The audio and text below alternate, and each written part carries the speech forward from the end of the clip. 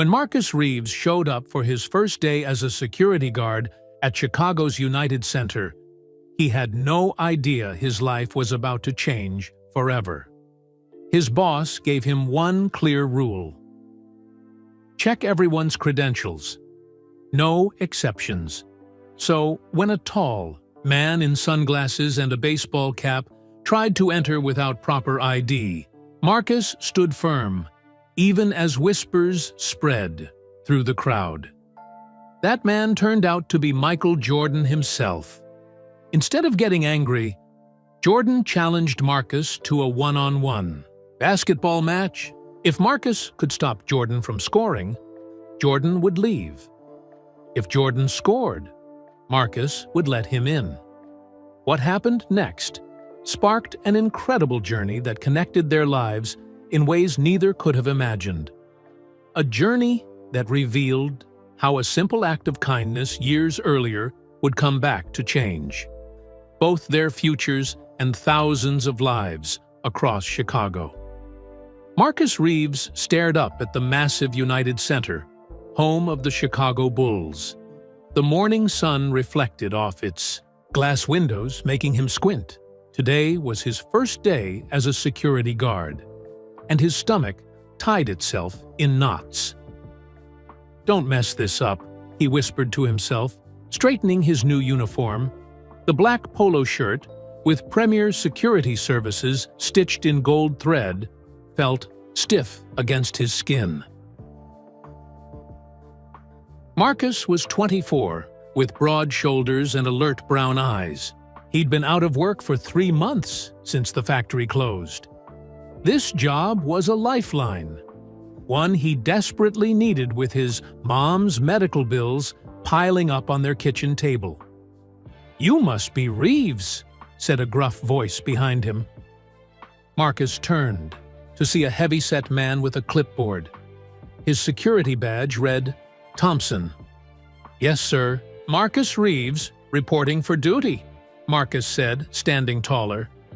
Thompson looked him up and down. "First day, huh? Well, you got thrown into the deep end. Big charity event tonight. Bulls legends, local celebrities, rich folks opening their wallets for youth basketball programs." Marcus nodded, trying to hide his nerves. "I'm ready, sir." "Good. You're stationed at the East VIP entrance. Check everyone's credentials, and I mean everyone. No exceptions." Thompson tapped his clipboard. "These fancy types think rules don't apply to them. Your job is to remind them they do." "Understood, sir." Thompson handed him an earpiece. "If you have problems, call it in. Don't try to handle anything serious yourself." After a quick tour, Marcus took his position at the east entrance. The event wouldn't start for hours, but staff and vendors were already bustling about, setting up auction items and checking sound systems. Marcus fingered the worn Chicago Bulls keychain in his pocket, his father's prized possession. Dad had been a massive basketball fan, though Marcus himself had never caught the bug. He preferred comics and video games growing up. Basketball was Dad's thing, not his. "Just get through today," Marcus told himself. "First paycheck means Mom's medicine." The hours crawled by. Marcus checked IDs and credentials, directing people to the right entrances. By late afternoon, his feet ached, but he remained alert. 2 hours until showtime. Thompson's voice crackled through the earpiece. "VIPs arriving. Soon. Stay sharp." Marcus straightened his uniform again. A group of caterers passed through, then some sound technicians. He checked each credential carefully. The sun was setting when a black SUV pulled up to the curb. Marcus expected a driver to hop out, but instead, a tall man in dark sunglasses and a baseball cap stepped out alone. He wore an expensive-looking suit, but had no visible credentials. No lanyard, no badge, nothing. The man nodded casually at Marcus and walked straight toward the entrance. "Excuse me, sir," Marcus said, stepping forward. "I need to see your credentials." The tall man paused, looking surprised. He removed his sunglasses, revealing dark eyes that seemed vaguely familiar to Marcus. "I think there's been a misunderstanding," the man said with a slight smile. "I'm sorry, sir," Marcus interrupted politely but firmly. "Everyone needs credentials, no exceptions. Thompson's orders." The man's eyebrows rose. "Thompson sent you? Well, I still need to get in. This is my event." Marcus had heard this before, 3 times today, in fact. People claiming the event was theirs, or they were with the band, or personal friends. With Michael Jordan. "Sir, I'm sure you're important," Marcus said, remembering Thompson's warning about VIPs thinking rules didn't apply to them. "But I need to see credentials, or I can't let you in." The tall man seemed more amused than annoyed. "You really don't recognize me?" Marcus studied him more carefully. There was something familiar about his face, but Marcus couldn't place it. Working security in Chicago meant seeing all types: politicians, business people, sports figures. They all blended together after a while. "Sir, it doesn't matter if I recognize you or not. Rules are rules." A small crowd was gathering nearby, event staff and early arriving guests. Whispers spread. Marcus heard someone say, "Is that really him?" And, "Why isn't he letting him in?" The tall man reached into his pocket, then frowned. "My assistant has my VIP pass. He's running late." He looked directly at Marcus. "I'm Michael Jordan. This is my charity event." Marcus blinked. The name registered, of course. His father had practically worshipped Michael Jordan, the Bulls legend, the greatest basketball player ever, according to Dad. But this claim seemed too convenient, too unlikely. Why would Michael Jordan arrive alone? Where was his security team? And why wouldn't he have credentials for his own event? "Sir, I've heard a lot of names today," Marcus said carefully. "Without credentials, I need verification from management. I can call it in for you." The man who claimed to be Jordan looked around at the growing crowd, then back at Marcus. For a second, Marcus feared he'd made a terrible mistake.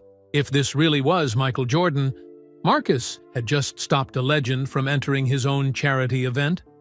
But instead of anger, the man's face showed a flash of respect. "What's your name?" he asked. "Marcus Reeves, sir."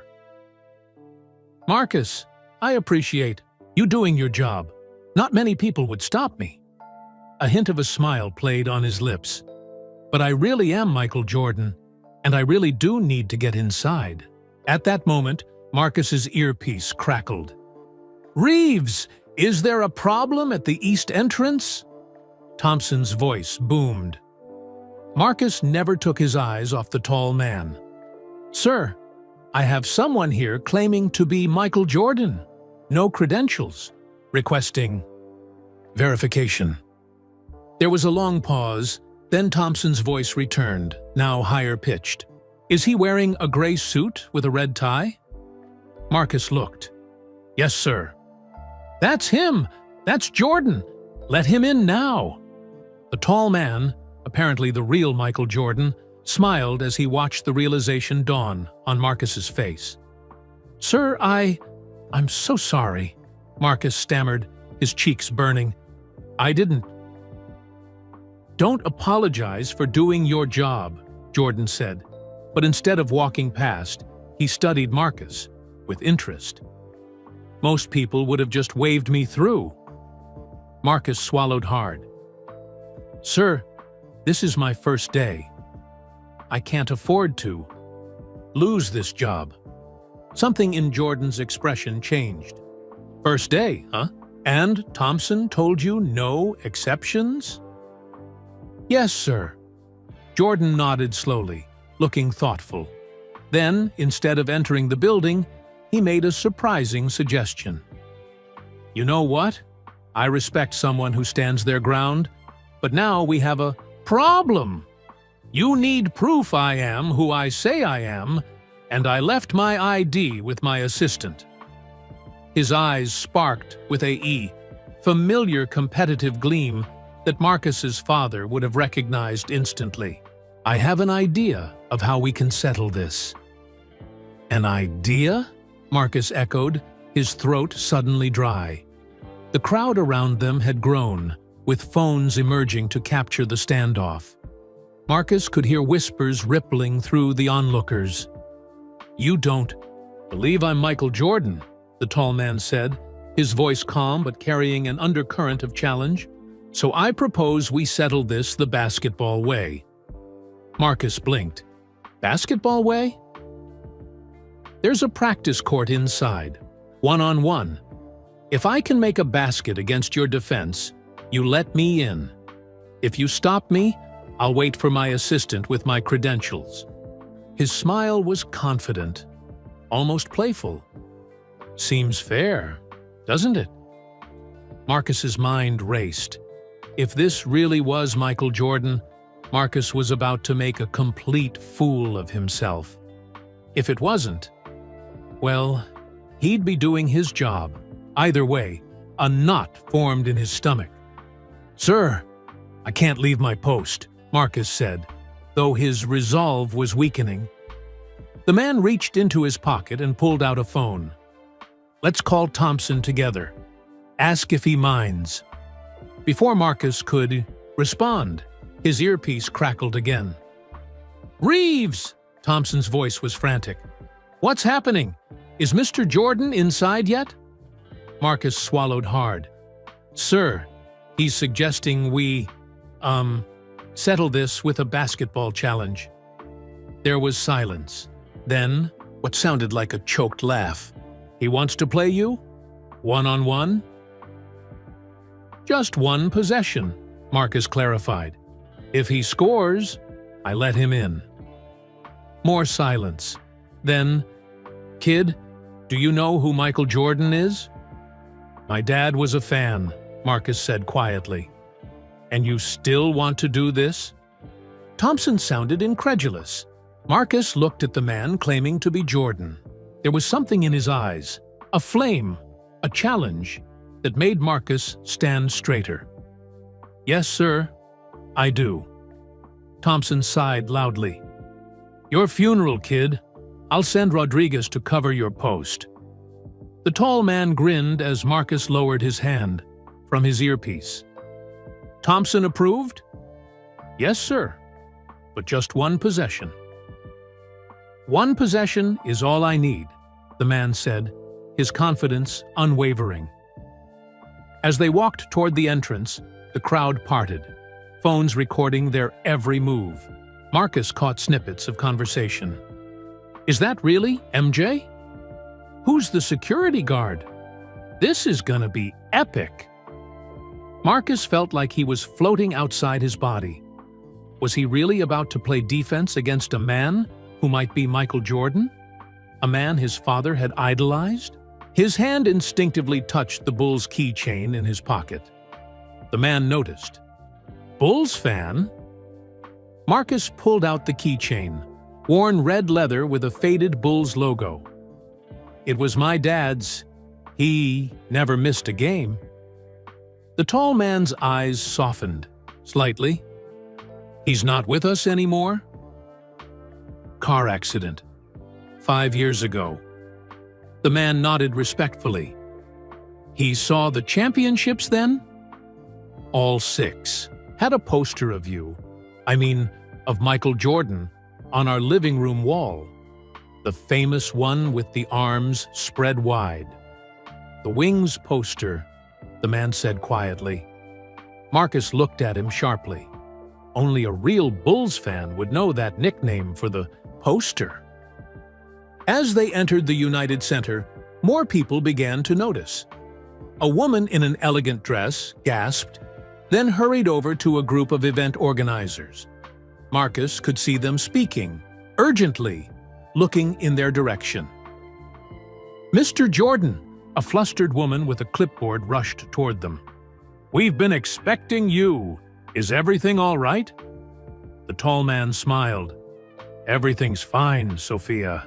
Just having a friendly challenge with—" He looked at Marcus's name tag. "Mr. Reeves. Here. He's doing his job, making sure no one gets in without proper credentials." Sophia looked confused. "But you're—" "About to prove who I am," he finished with a wink. "On the practice court." Sophia's eyes widened. "But the event starts in an hour. The donors are arriving." "This won't take long," he assured her. "Have my team meet me by the court when they arrive." Marcus watched this exchange with growing certainty that he had, indeed, stopped the real Michael Jordan from entering his own charity event. His stomach sank, but another part of him, perhaps his father's son after all, felt a spark of excitement. As they made their way through the corridors of the United Center, staff members stopped and stared. Some nudged colleagues. One man, in a catering uniform, nearly dropped a tray of appetizers. "They recognize you," Marcus said quietly. "Or they think they do," the man replied enigmatically. They passed a wall of Bulls memorabilia, and Marcus couldn't help but notice a large photograph. The AFI 1997-98 championship team. The man in the center of the photo looked remarkably like the man walking beside him, only younger. "My dad was at the flu game," Marcus said suddenly, surprising himself. The tall man stopped. 1997? Utah? Marcus nodded. He always said it was the greatest thing he ever saw. A man so sick he could barely stand, scoring 38 points. 38 points, 7 rebounds, 5 assists, the man corrected automatically, then caught himself. "Or so I've heard."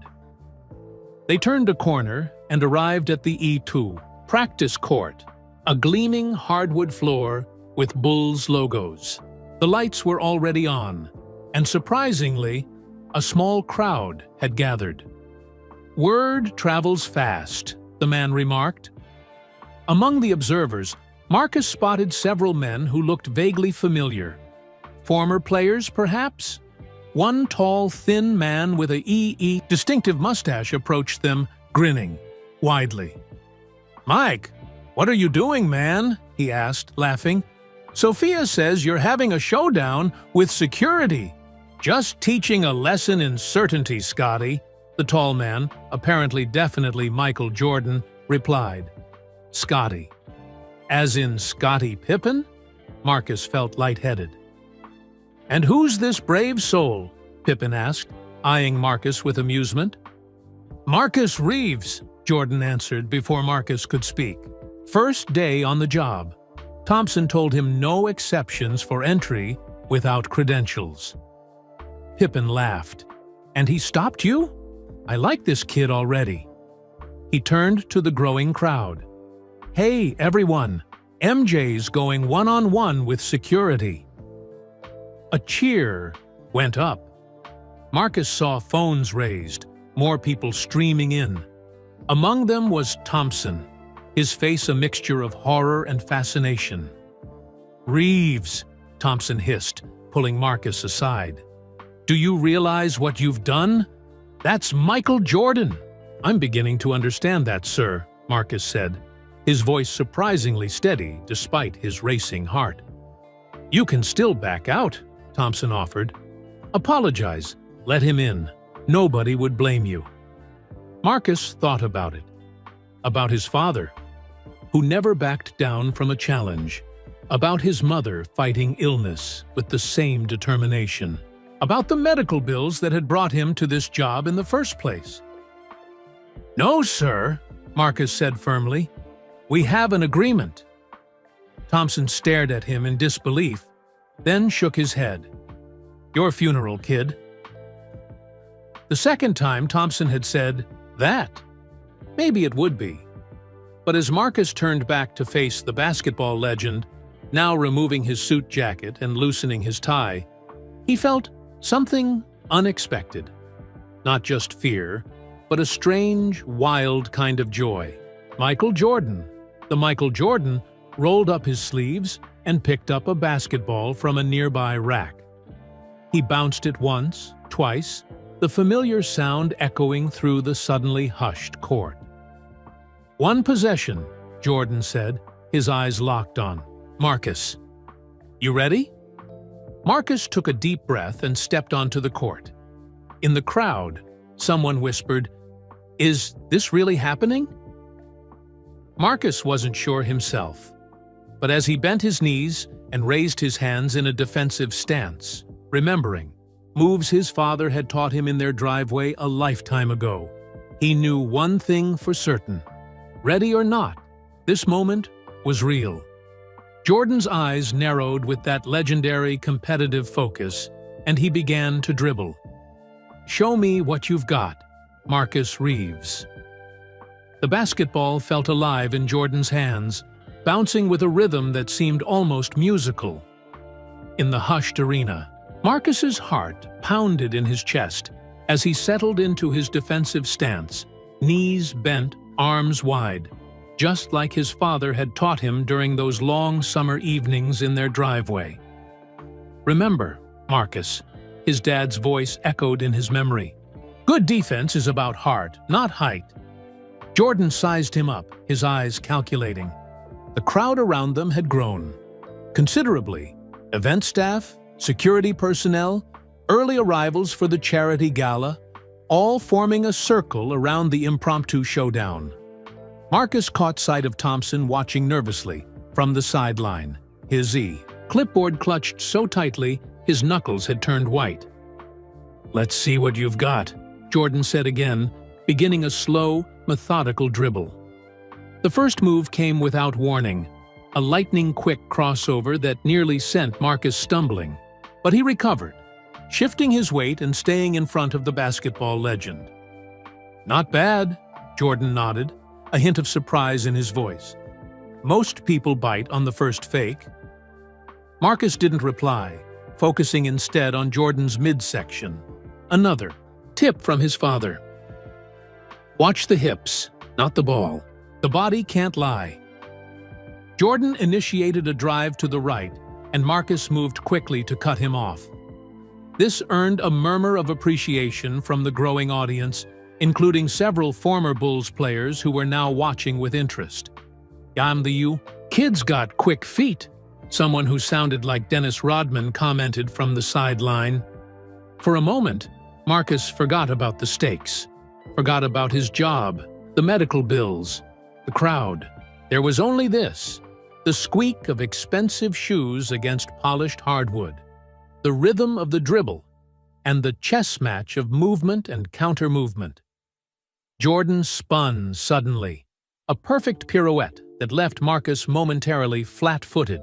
But again, he recovered, sliding back into position just as Jordan pulled up for a jump shot.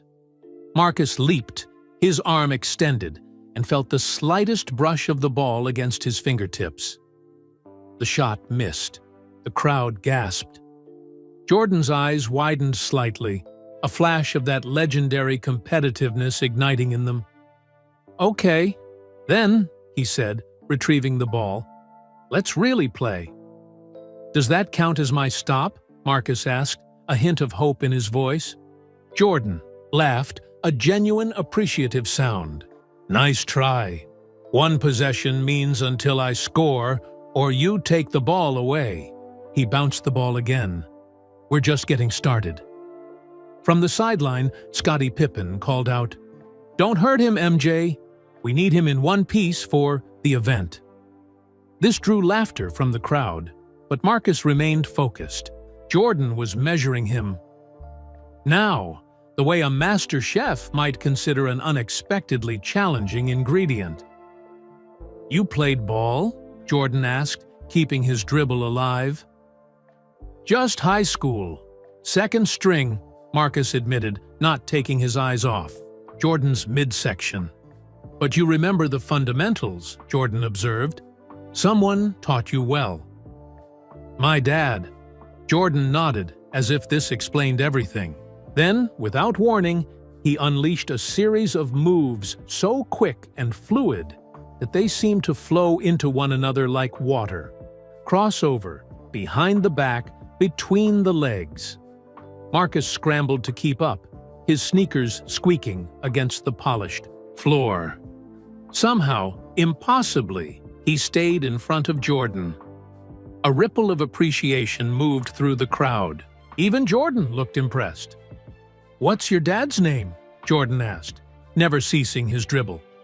"James Reeves," Marcus replied, trying to anticipate the next move. "He played?"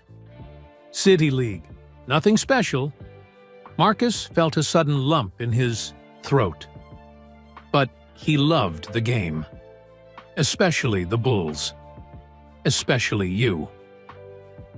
Something shifted in Jordan's expression then. A softening. A recognition. For a split second, the competitive fire dimmed, replaced by something more contemplative. Then, it blazed back to life.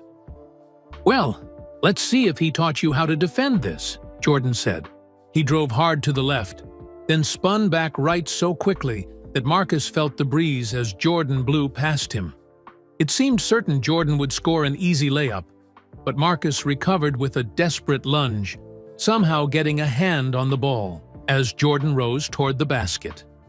The ball rolled off Jordan's fingers, circled the rim, and fell out. The crowd erupted. Thompson's clipboard clattered to the floor.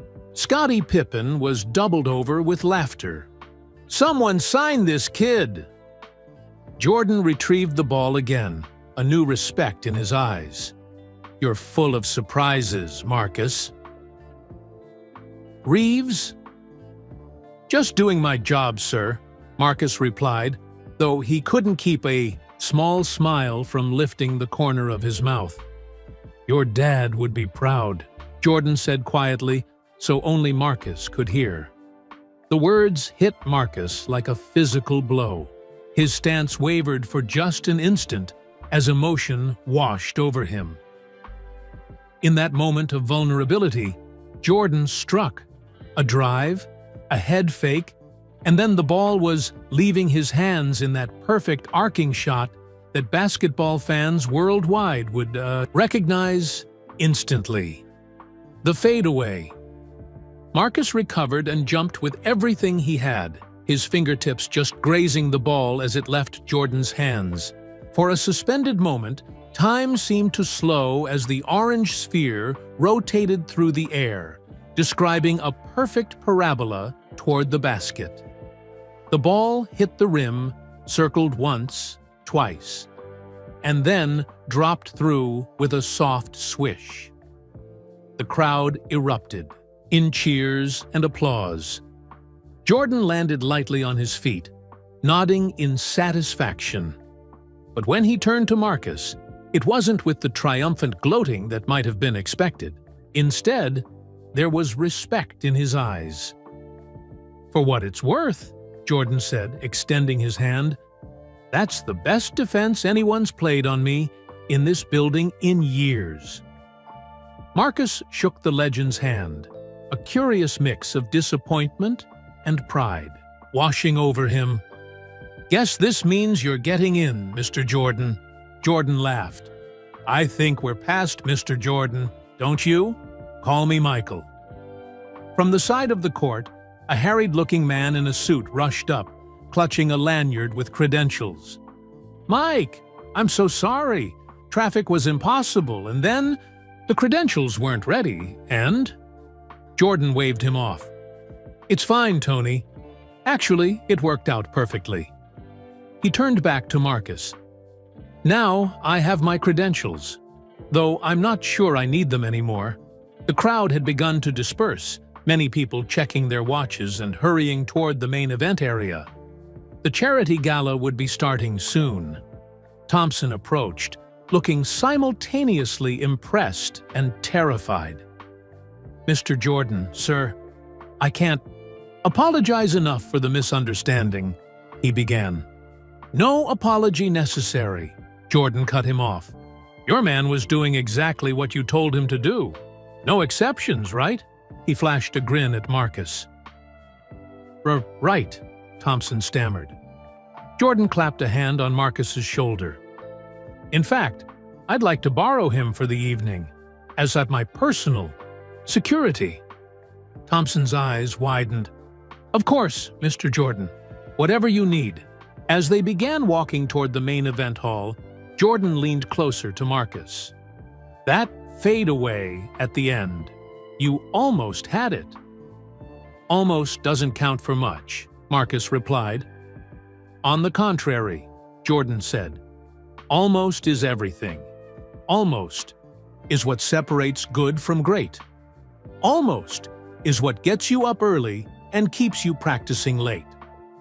He gave Marcus an appraising look. "Some people never even get to almost." They paused at the entrance to the main hall, where guests in expensive attire were mingling, champagne glasses in hand. The charity auction items were displayed around the perimeter. Signed jerseys, vacation packages, exclusive experiences.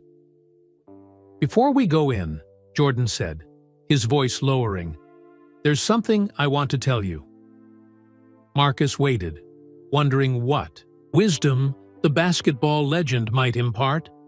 Instead, Jordan leaned in close to Marcus's ear and whispered something no one else could hear. Marcus's eyes widened, his expression shifting from surprise to disbelief. "Is that true?" Marcus asked, his voice barely audible over the noise from the gala. Jordan just smiled enigmatically. "Let's go raise some money for Chicago's kids," he said, patting the credentials now hanging around his neck. "I believe I'm officially allowed in now." As they stepped into the glittering charity event together, Marcus found himself wondering what twist of fate had brought him here. From checking credentials to standing beside Michael Jordan in what felt like the blink of an eye. Whatever Jordan had whispered to him remained their secret, carried like the worn bull's keychain in Marcus's pocket, a weight both heavy and somehow comforting against his heart. As Marcus and Jordan entered the main event hall, the reaction was immediate. Conversations halted mid-sentence. Champagne. Glasses paused halfway to lips. Heads turned in perfect synchronization. It was as if a wave of recognition rippled through the crowd. "Michael! MJ's here. Is that really him?" Jordan raised a hand in greeting, his smile practiced but genuine. What seemed to confuse the onlookers, however, was the young security guard walking beside him like an equal. "Who's that with Jordan? Isn't that the security guy from outside? What's going on?" Sophia Washington, the charity director, hurried over.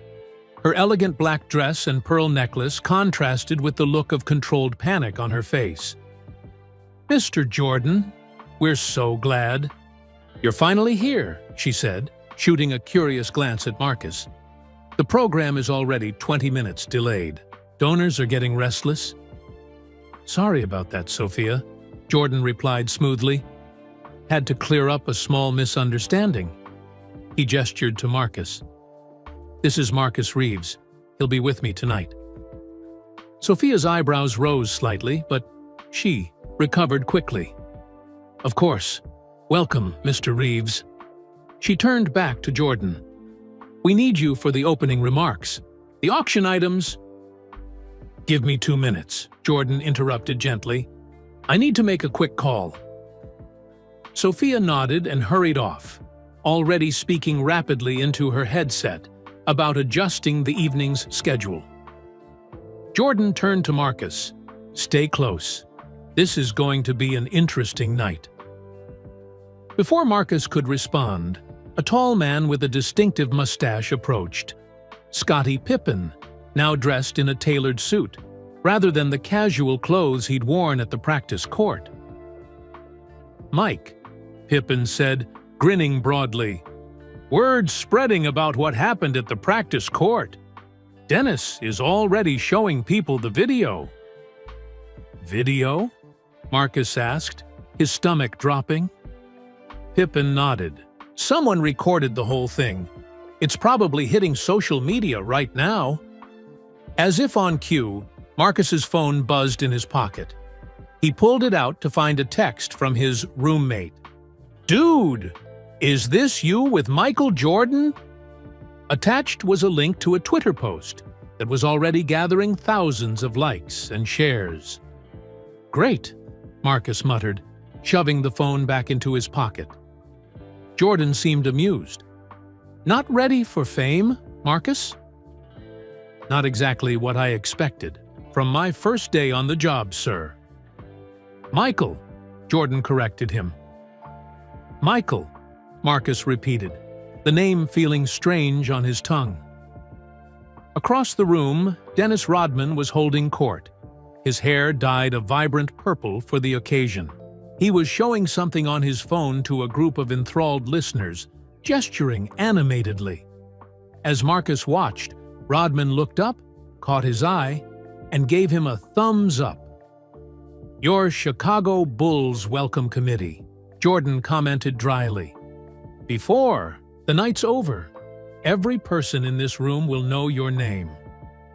Marcus wasn't sure if that was a good thing. He was just a security guard. Temporary security guard at that. His assignment had been simple: check credentials, keep unauthorized people out. Now he was standing next to Michael Jordan at an exclusive charity gala, and videos of their one-on-one challenge were spreading across the internet. "What if Thompson fires me?" Marcus worried aloud. Jordan scoffed. "For doing exactly what he told you to do? Not happening. Besides," he added, with a confident smile, "you work for me tonight, remember?" A photographer approached, camera raised questioningly. Jordan nodded permission, and several flashes captured the moment. The basketball legend and the security guard who'd stopped him, now standing side by side. Sophia returned, her headset slightly askew. "Mr. Jordan, we really need you now. The mayor is waiting to introduce you." "Coming," Jordan assured her. He turned to Marcus. "Like I said, stay close. This gets interesting." They made their way to the front of the room, where a small stage had been set up. The mayor of Chicago, a silver-haired woman with a commanding presence, stood at the podium. Her face lit up with relief when she spotted Jordan. "Ladies and gentlemen," she announced into the microphone, "the moment you've all been waiting for. The man who put Chicago basketball on the map. Our own living legend. Michael Jordan." Applause thundered through the hall as Jordan stepped onto the stage. Marcus hung back, uncertain where he should position himself. Jordan solved this dilemma by motioning him forward. "Bring my security up too," Jordan said into the microphone, a playful glint in his eye. "He's earned it." Confused but curious applause followed as Marcus reluctantly joined Jordan on stage. The lights were blinding, the crowd a blur of expectant faces. "Thank you all for coming tonight," Jordan began. "Your generosity will help fund basketball programs for Chicago's youth. Programs that teach not just basketball skills, but life skills. Teamwork, perseverance, standing your ground when necessary." At this, he glanced sideways at Marcus with a knowing smile, drawing a murmur of laughter from those who had already heard about the incident at the east entrance. "Before we begin the auction, I want to share something that happened just an hour ago," Jordan continued. "This young man," he gestured to Marcus, "stopped me from entering my own event."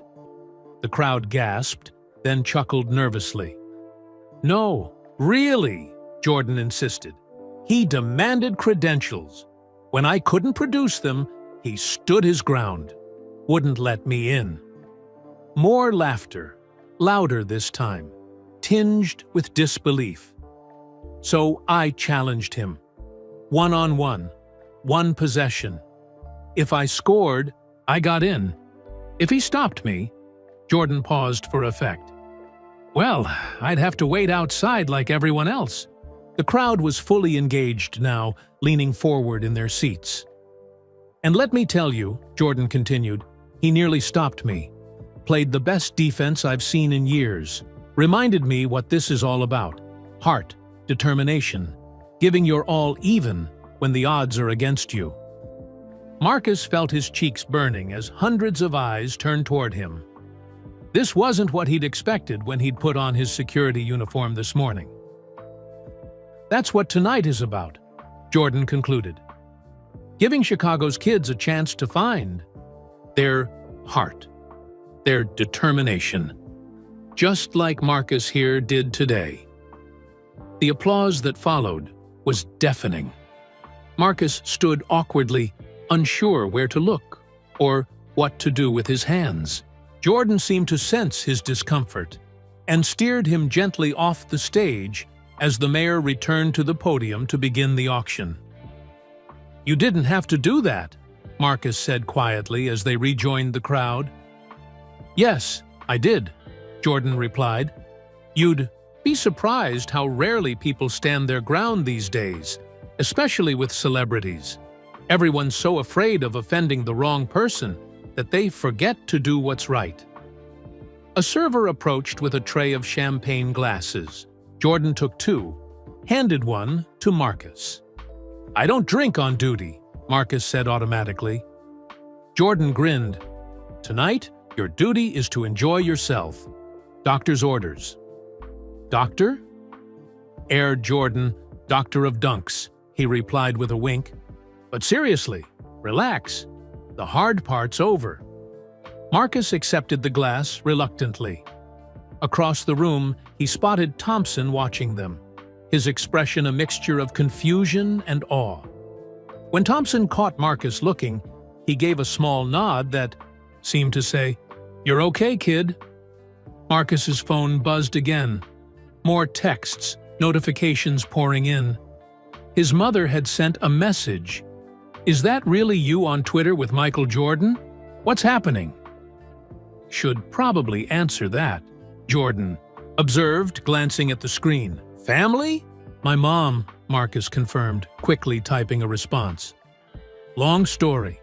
Tell you later. I'm fine. She proud of you? Jordan asked. Marcus hesitated. She worries. Been sick a while. I took this job to help with her medical bills. Something shifted. In Jordan's expression, a subtle change, a new understanding.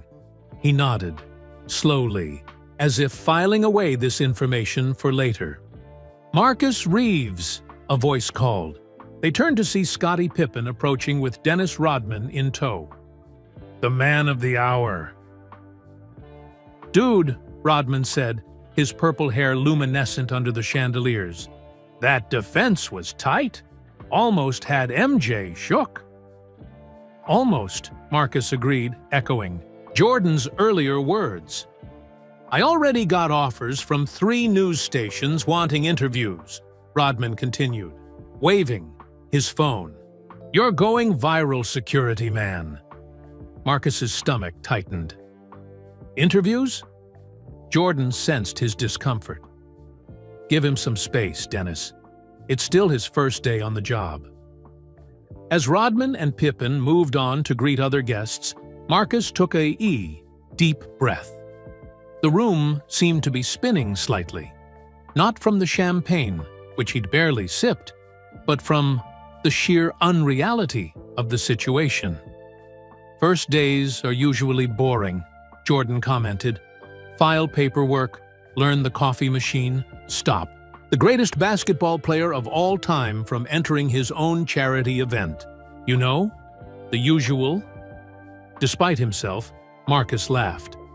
Not exactly what I had in mind when I put on the uniform this morning. Life rarely goes as planned, Jordan said, his voice taking on a more reflective tone. Sometimes that's a good thing. As the auction began in earnest, with the mayor calling out increasingly extravagant bids for the charity items, Marcus couldn't help but wonder, was this a good thing? Or had he just complicated his already complicated life even further? The answer, like whatever Jordan had whispered to him earlier, remained to be seen. A mystery unfolding one unexpected moment at a time. The charity auction proceeded with the practiced rhythm of wealthy people opening their wallets for a good cause. Marcus watched, fascinated, as bid amounts quickly soared past what his mother's medical bills totaled for an entire year. For a signed pair of Air Jordans, the final bid reached $75,000. That's a lot of money for shoes, Marcus murmured. Jordan, standing beside him, chuckled. Not just shoes, memories. People aren't buying the object. They're buying what it represents. Marcus considered this as he watched a photograph of the 1998 championship team, signed by every player, sell for $120,000. What were memories worth? What price could you put on moments that shaped your life? His hand found the Bulls' keychain in his pocket again, his father's prized possession. It wasn't worth anything monetarily, but he wouldn't trade it for all the signed memorabilia in the room. That keychain, Jordan said, noticing the movement. Tell me about it. Marcus hesitated, then pulled it out. The red leather was cracked and worn, the Bulls logo faded, but still recognizable. Dad got it the year you won your first championship, carried it everywhere. Jordan gently took it from Marcus's hand, examining it with unexpected reverence. The beginning of the dynasty, he said softly. Nobody thought we could do it back then. Dad believed, Marcus replied, never doubted for a second. Jordan handed the keychain back, his expression thoughtful. Chicago was different then. The whole city felt like one giant family during those years. I remember, Marcus said, surprising himself with the admission. I was just a kid, but I remember the energy, the celebrations after each championship, car horns honking all night, people dancing in the streets. You were at the celebrations? Marcus nodded. Dad would take me downtown every time, said it was history happening, and we needed to be part of it. Jordan's eyes lit up with genuine interest. Which one do you remember best? 97, Marcus answered without hesitation. After the Jazz series, the flu game was on a Tuesday, and Dad called in sick to work the next day because we stayed out so late celebrating. Jordan laughed. The whole city probably called in sick that Wednesday. Dad said it was worth it, Marcus continued, the memory flowing now. He said, some moments you have to witness, son. Some moments are bigger than jobs or rules or everyday life. He paused, a lump forming in his throat. I didn't really understand what he meant back then. And now? Jordan asked quietly. Marcus looked around the glittering event hall, at the Chicago legends mingling with the city's elite, at the impossible path that had brought him here. I'm beginning to.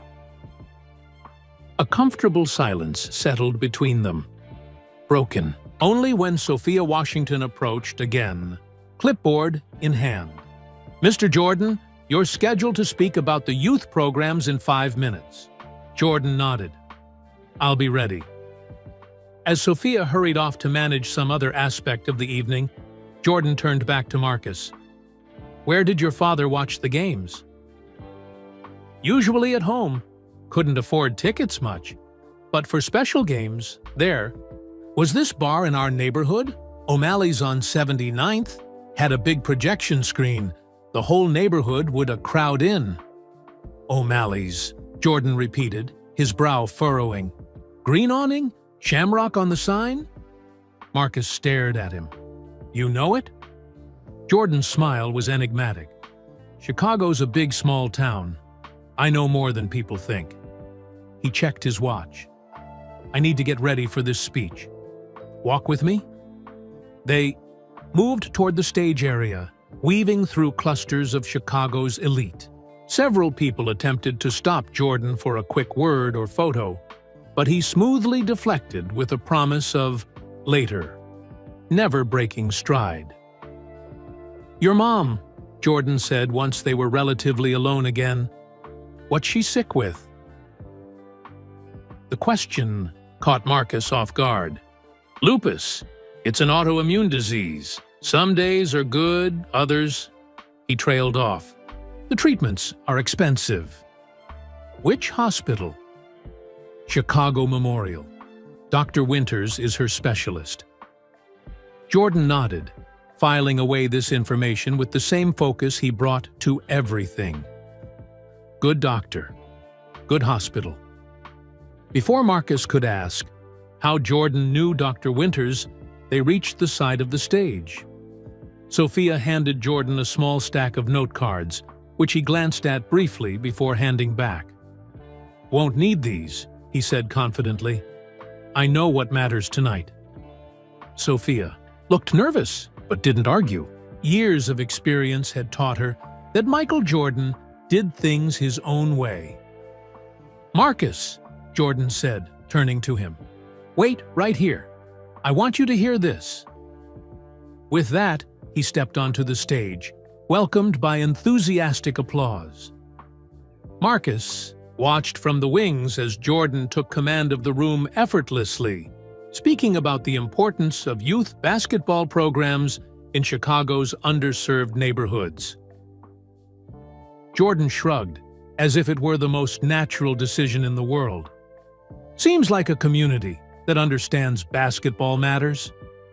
It does, Marcus agreed, thinking of O'Malley's packed wall-to-wall during playoff games, of children playing on makeshift courts in alleys, of his father teaching him to dribble on cracked concrete. It really does. Good, Jordan said simply. Then it settled. As they rejoined the main event, Marcus found himself seeing Jordan in a new light. Not just as the basketball legend his father had idolized, but as someone who understood the profound connection between a game and a community, between memories and meaning. The Bulls' keychain in Marcus's pocket seemed to carry a different weight now, not just his father's past, but a neighborhood's future. As the evening continued around them, with champagne flowing and auction paddles raising, Marcus wondered what other surprises this improbable night might hold. The charity auction was in full swing, with well-dressed attendees raising paddles to bid on exclusive items. The auctioneer's rapid-fire speech echoed through the hall, punctuated by gasps and applause as bid amounts climbed ever higher. Next item, the auctioneer announced a weekend golf retreat with Michael Jordan at his private club. Starting bid, $50,000. Paddles shot up immediately. Marcus watched in amazement as the price quickly doubled, then tripled. Jordan observed with casual interest, occasionally nodding at familiar faces in the crowd. You play golf? Jordan asked Marcus. Never tried it, Marcus admitted. Not many golf courses in my neighborhood. We should change that, Jordan replied thoughtfully. Add it to the community program. Before Marcus could respond, a commotion near the entrance caught their attention.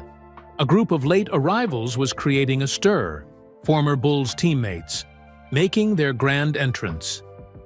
Marcus recognized Steve Kerr, Tony Kukoc, and several others from his father's old VHS tapes. The cavalry's finally here, Jordan commented with a smile. The former teammates spotted Jordan and began making their way through the crowd. As they approached, their curious glances at Marcus made it clear that word of the earlier confrontation had spread. "So, this is the guy," Steve Kerr said, grinning as he extended his hand to Marcus. "The security guard with the guts to stop Michael Jordan." Marcus shook Kerr's hand, feeling increasingly surreal. "Just doing my job, sir." "Call me Steve," Kerr replied. "And from what I hear, you did more than just your job." Dennis showed us the video. Tony Kukoc joined them, his accent still thick despite years in Chicago. "Nice defense," he said to Marcus. "MJ doesn't praise opponents often." Marcus felt his face warming. It was just one possession. "One possession is all it takes sometimes," Jordan interjected. "Game 6, 98 finals. One possession changed everything." The former teammates nodded in solemn agreement, sharing the unspoken bond of those who had been there for the moment when Jordan had stolen the ball from Karl Malone and hit the championship-winning shot. Marcus was telling me about watching our games at O'Malley's on 79th, Jordan said, smoothly changing the subject. "O'Malley's!" Kukoc exclaimed. "I remember that place. Went there once after a game. They wouldn't let me pay for a single drink all night." Marcus couldn't hide his surprise. "You went to O'Malley's? My dad would have talked about that forever if he'd been there." "What was your dad's name again?" Jordan asked, though Marcus hadn't forgotten the careful way Jordan had filed away this information earlier. "James Reeves." Jordan glanced at his former teammates. "James Reeves. Anyone remember meeting him?" They shook their heads, but Kerr added, "We met so many fans during those years. Hard to remember every name." "Tall guy," Marcus offered. "Always wore a Red Bull's cap. Deep laugh you could hear across a room." Jordan's expression flickered, with something unreadable. Before he could respond, Sophia. Washington approached their circle, looking increasingly frazzled. "Mr. Jordan, I'm so sorry to interrupt, but we have a situation with the final auction item." "What's wrong?" Jordan asked. "The signed game shoes from your last championship. They're missing." A murmur rippled through the nearby guests who overheard. Jordan remained calm, but Marcus noticed his jaw tighten slightly. "When were they last seen?"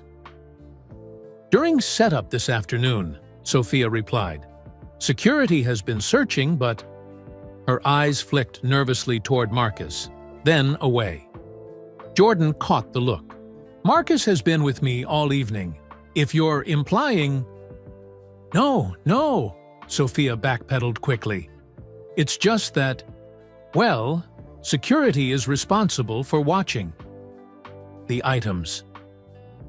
"I'll help look," Marcus offered, grateful for a chance to do something useful, something that actually fell within his job description.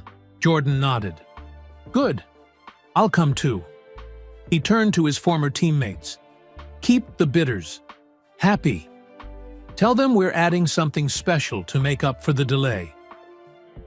As they moved away from the main auction area, Jordan spoke quietly to Marcus. "You know, they're suspicious of you, right?" "Makes sense," Marcus replied pragmatically. "New guy, no experience, suddenly hanging out with Michael Jordan instead of watching the merchandise." "You're not worried?" Marcus shrugged. "I know I didn't take anything. That's what matters." Jordan studied him with renewed interest. "Most people would be panicking right now." "Panicking doesn't help find missing shoes," Marcus said simply. They reached the display area where the most valuable items were kept. Several security guards, Marcus's colleagues for all of one day, were already searching. Thompson was among them, his face tense with stress. "Mr. Jordan," Thompson said, nodding respectfully before turning a cooler gaze on Marcus. "Reeves, any leads?" Jordan asked. "We're reviewing security footage now," Thompson replied. "The shoes were definitely here during final setup at 5:30. By 7, when we did the pre-event check, they were gone." Marcus thought back to his own schedule. "I was at the east entrance during that time. Didn't see anything unusual." Thompson's expression remained neutral, but his eyes held doubt. "The east entrance is close to this display area. Anyone coming or going would have passed you." The implication hung in the air. Marcus felt a twinge of anger, but kept his voice level. "I checked everyone's credentials, just like you told me to. No exceptions." "Except for Mr. Jordan," Thompson pointed out. "That was different," Marcus began, but Jordan interrupted. "Let's focus on finding the shoes, not assigning blame," he said firmly.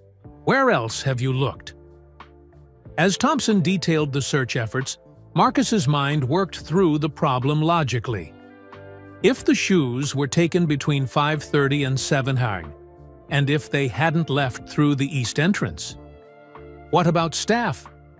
Marcus suggested caterers, technicians, anyone who would have legitimate access and wouldn't seem out of place moving items around. Thompson frowned.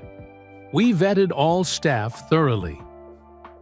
"Still worth checking," Jordan said, supporting Marcus's idea. "And what about the other exits? Loading dock, kitchen entrance?" "Being reviewed now," Thompson confirmed, his professional tone returning as he focused on the problem rather than potential suspects. As they discussed possibilities, Marcus noticed a maintenance door slightly ajar in the corner of the room. It wasn't dramatic, just a door not quite latched, but security training had taught him to notice such details. "What's through there?" he asked, pointing. Thompson followed his gaze. "Storage closet, for cleaning supplies." "Has anyone checked it?"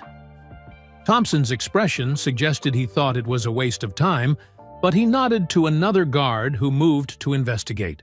The guard opened the door, reached for the light switch, and then froze. "Sir," he called to Thompson, "you might want to see this." Thompson, Jordan, and Marcus crowded around the doorway. There, propped against a mop bucket, was a shoebox with the distinctive Jordan logo. "Well, I'll be damned," Thompson muttered. The guard carefully retrieved the box and opened it, revealing the game-worn Air Jordans, still signed with Jordan's flowing autograph. Why would someone hide them here instead of taking them? Marcus wondered aloud. Jordan had a theory. Maybe they were interrupted before they could leave with them. Or maybe... He examined the shoes more closely. Maybe this was never about stealing them. "What do you mean?" Thompson asked. "Look," Jordan pointed to the signature. "It's smudged, not how I left it." Thompson and Marcus leaned in. Sure enough, the once crisp signature was now slightly blurred, as if someone had touched it while the ink was still drying. They were trying to get DNA, Marcus realized suddenly. Your DNA, from a fresh autograph. Jordan looked at him, eyebrows raised in surprise. "That's actually a good theory." "Celebrity DNA is a thing now," Marcus explained. "People sell it online, claim they can clone celebrities or make weird memorabilia with genetic material. My roommate read an article about it." Thompson was already on his radio, instructing security to review footage of everyone who had access to the shoes during setup. Focus on anyone who handled the display items, especially the shoes, he ordered. As the investigation shifted into high gear, Jordan pulled Marcus aside. "Quick thinking," he said. "You've got good instincts." "Just connecting dots," Marcus replied modestly. The day continued with exhibition games featuring the Bulls legends playing alongside neighborhood children. Marcus participated too, coaching more than playing, helping the kids hold their own against basketball icons. The joy on their faces as they dribbled past Scottie Pippen, who was obviously letting them win, or made a shot over Steve Kerr's token defense, was everything Marcus had hoped for when planning the program. Late in the afternoon, as the festivities began winding down, Jordan found Marcus sitting alone on the bleachers, watching a group of children continuing to play on the new court. "How does it feel?" Jordan asked, sitting beside him. "Surreal," Marcus admitted. "6 months ago, I was worried about making rent. Now," he gestured to the thriving scene before them. "Life changes fast sometimes," Jordan said, echoing his words from that first night. For the better, Marcus completed the exchange. They sat in comfortable silence for a moment, watching the children play. Then Jordan reached into his pocket and produced a small box. "Almost forgot," he said, handing it to Marcus. "A dedication gift." Marcus opened the box to find a key, an ordinary house key attached to a familiar Red Bulls keychain, his father's keychain, the one he had traded to Jordan 6 months ago. "I had it restored," Jordan explained. "The leather was falling apart." Indeed, the keychain looked renewed, the cracked leather repaired, the faded Bulls logo restored to its original vibrant red. But it was unmistakably the same one his father had carried for years, the same one that had been visible in the photograph from O'Malley's. "The key is to your new office here," Jordan added. "You'll be spending more time on site now that the Eater court is open." Marcus turned the keychain over in his hand, marveling at the journey it had taken. From his father to him, from him to Jordan, and now back again, transformed but still carrying its history. "Thank you," he said simply, knowing Jordan would understand the depth of gratitude behind those inadequate words. Jordan nodded, then stood to leave. "Your father changed a tire and asked for nothing in return," he said reflectively. "You stopped me at a door and stood your ground. Small moments, big ripples." He gestured to the children playing on the court. "Who knows what might come from this?" As Jordan walked away, pausing to high-five the children and pose for a few final photographs, Marcus remained on the bleachers, the restored keychain in his hand. The sun was beginning to set, casting long shadows across the new court. In those shadows, Marcus could almost see the outline of his father, tall man, Red Bulls cap, watching with pride, as neighborhood children played on a court that bore his name. "You were right, Dad," Marcus whispered. "Basketball is more than just a game." And somewhere between memory and presence, between past and future, between what was lost and what had been found, Marcus felt his father's answer, not in words, but in the laughter of children playing. On a court that existed because a security guard had once stopped Michael Jordan from entering his own event. 1 year to the day after Marcus had stopped Michael Jordan at the United Center's East entrance, the James Reeves Community Court was celebrating its 6-month anniversary. What had begun as a single court had evolved into a thriving community hub, with daily basketball clinics, tutoring programs, and mentorship opportunities that had already touched hundreds of lives. Marcus arrived early that morning, unlocking the center's door with the key attached to his father's restored Bulls keychain. The familiar weight in his hand still brought a smile to his face. Inside, he moved through his morning routine, checking the schedule board, reviewing the day's activities, ensuring everything was ready for the special anniversary celebration planned for that afternoon.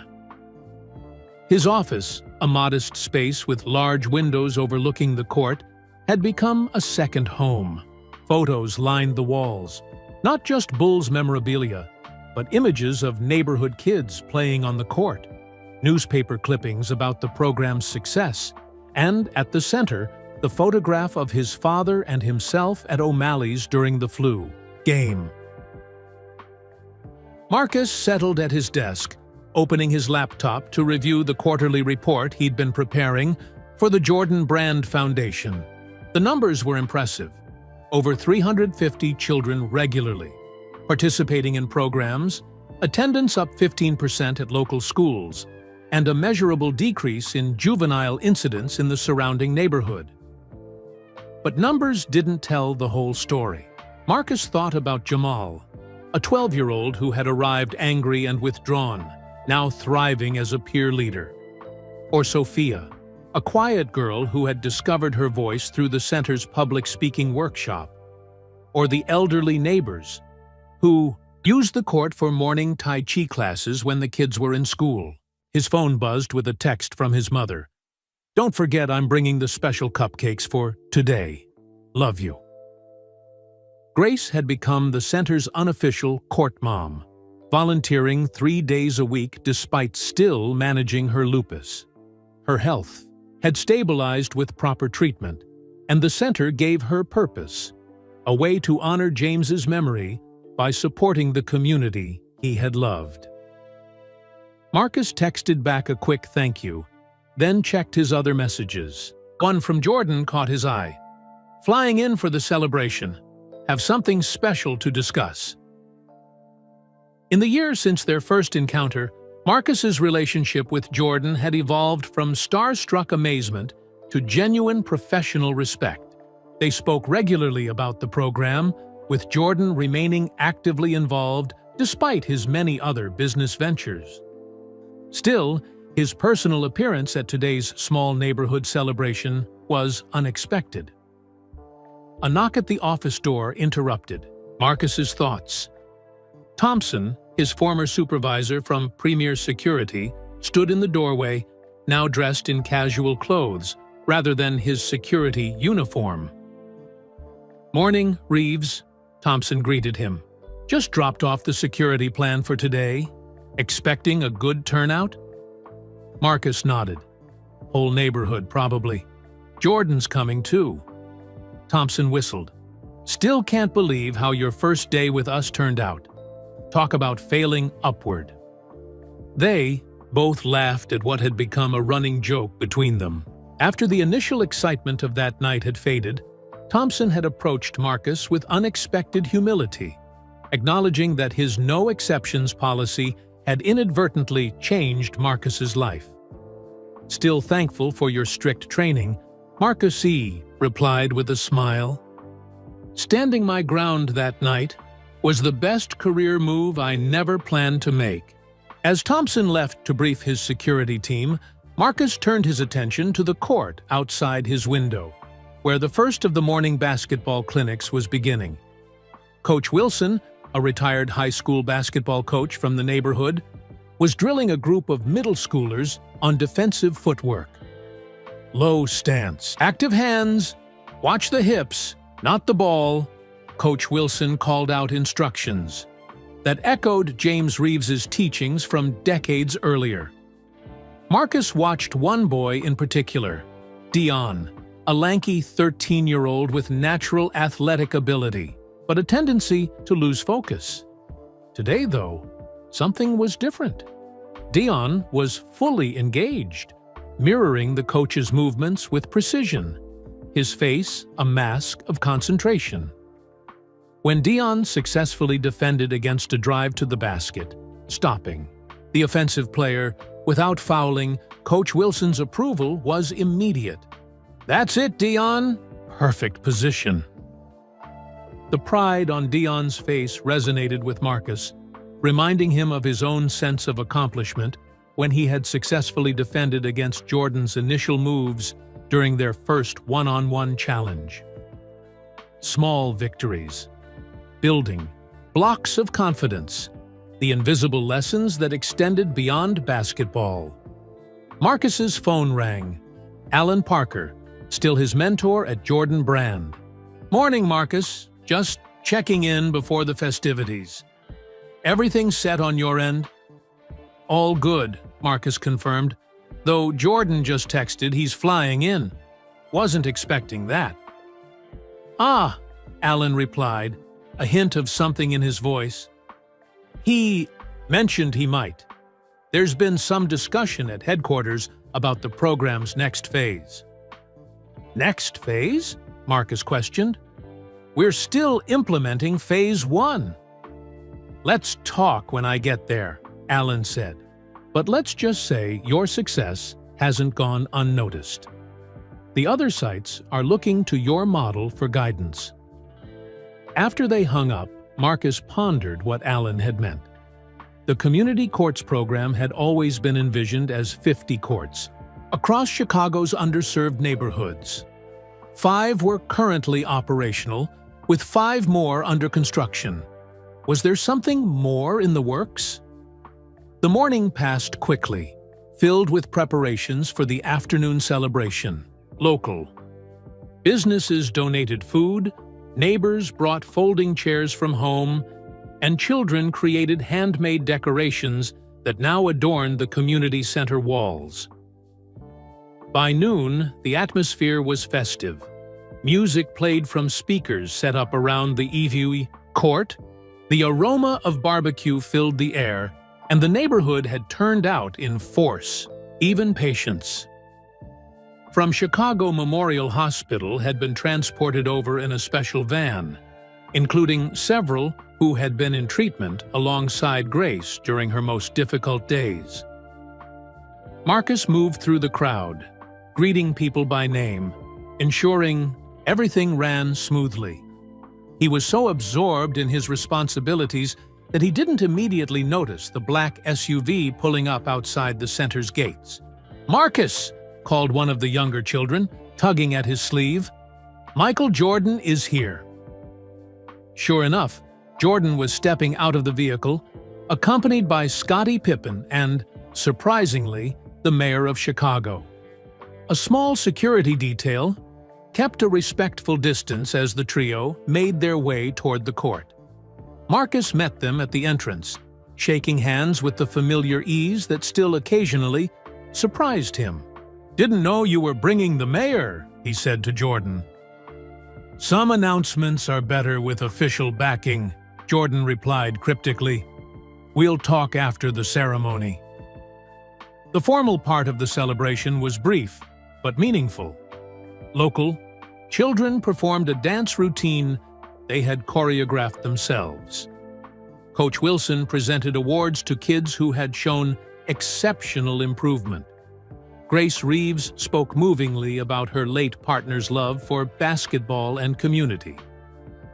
When it came time for Marcus to speak, he kept his remarks simple. "1 year ago today, I was just a security guard doing my job. I had no idea that stopping Michael Jordan at a door would lead to all of this." He gestured around at the thriving community space. "My father always said basketball was more than a game." He was right. It's a connector, a builder, a bridge between people who might otherwise never meet. The applause was warm and genuine, the appreciation of a community that had embraced not just the physical court, but the spirit behind it. Jordan spoke next, his commanding presence naturally drawing attention. "When we started the Community Courts program, we had a vision of what it could be. Marcus Reeves and this community have exceeded that vision." He nodded toward the mayor, "which is why today we're announcing an expansion." The mayor stepped forward. The city of Chicago is proud to partner with the Jordan Brand Foundation to expand the Community Courts program from 50 courts to 100 across every underserved neighborhood in our city. A cheer went up from the crowd, but Jordan wasn't finished. "Additionally," he continued, "we're launching a national initiative taking the model developed here at the James Reeves Community Court and implementing it in 10 cities across the country. This announcement drew gasps and then enthusiastic applause. Marcus looked at Jordan in shock, but the basketball legend merely nodded, confirming that yes, this was real.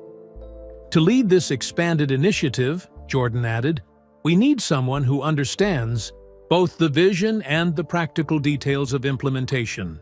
Someone who has proven they can build connections across communities. He turned directly to Marcus. Marcus Reeves has been promoted to National Director of the Community Courts Program, effective immediately. The neighborhood erupted in cheers. Grace was the first to reach Marcus, embracing him with tears in her eyes.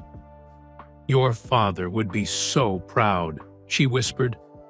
As the celebration continued around them, Jordan pulled Marcus aside for a private word. "There's more," he said, leading him toward the SUV. "Something I wanted to show you first." From the vehicle, Jordan's assistant retrieved a large, flat package wrapped in protective material. Jordan carefully unwrapped it to reveal a framed basketball jersey. Not a Bulls jersey, but a custom-made one in the colors of the Community Courts Program, with Reeves printed on the back above the number 23.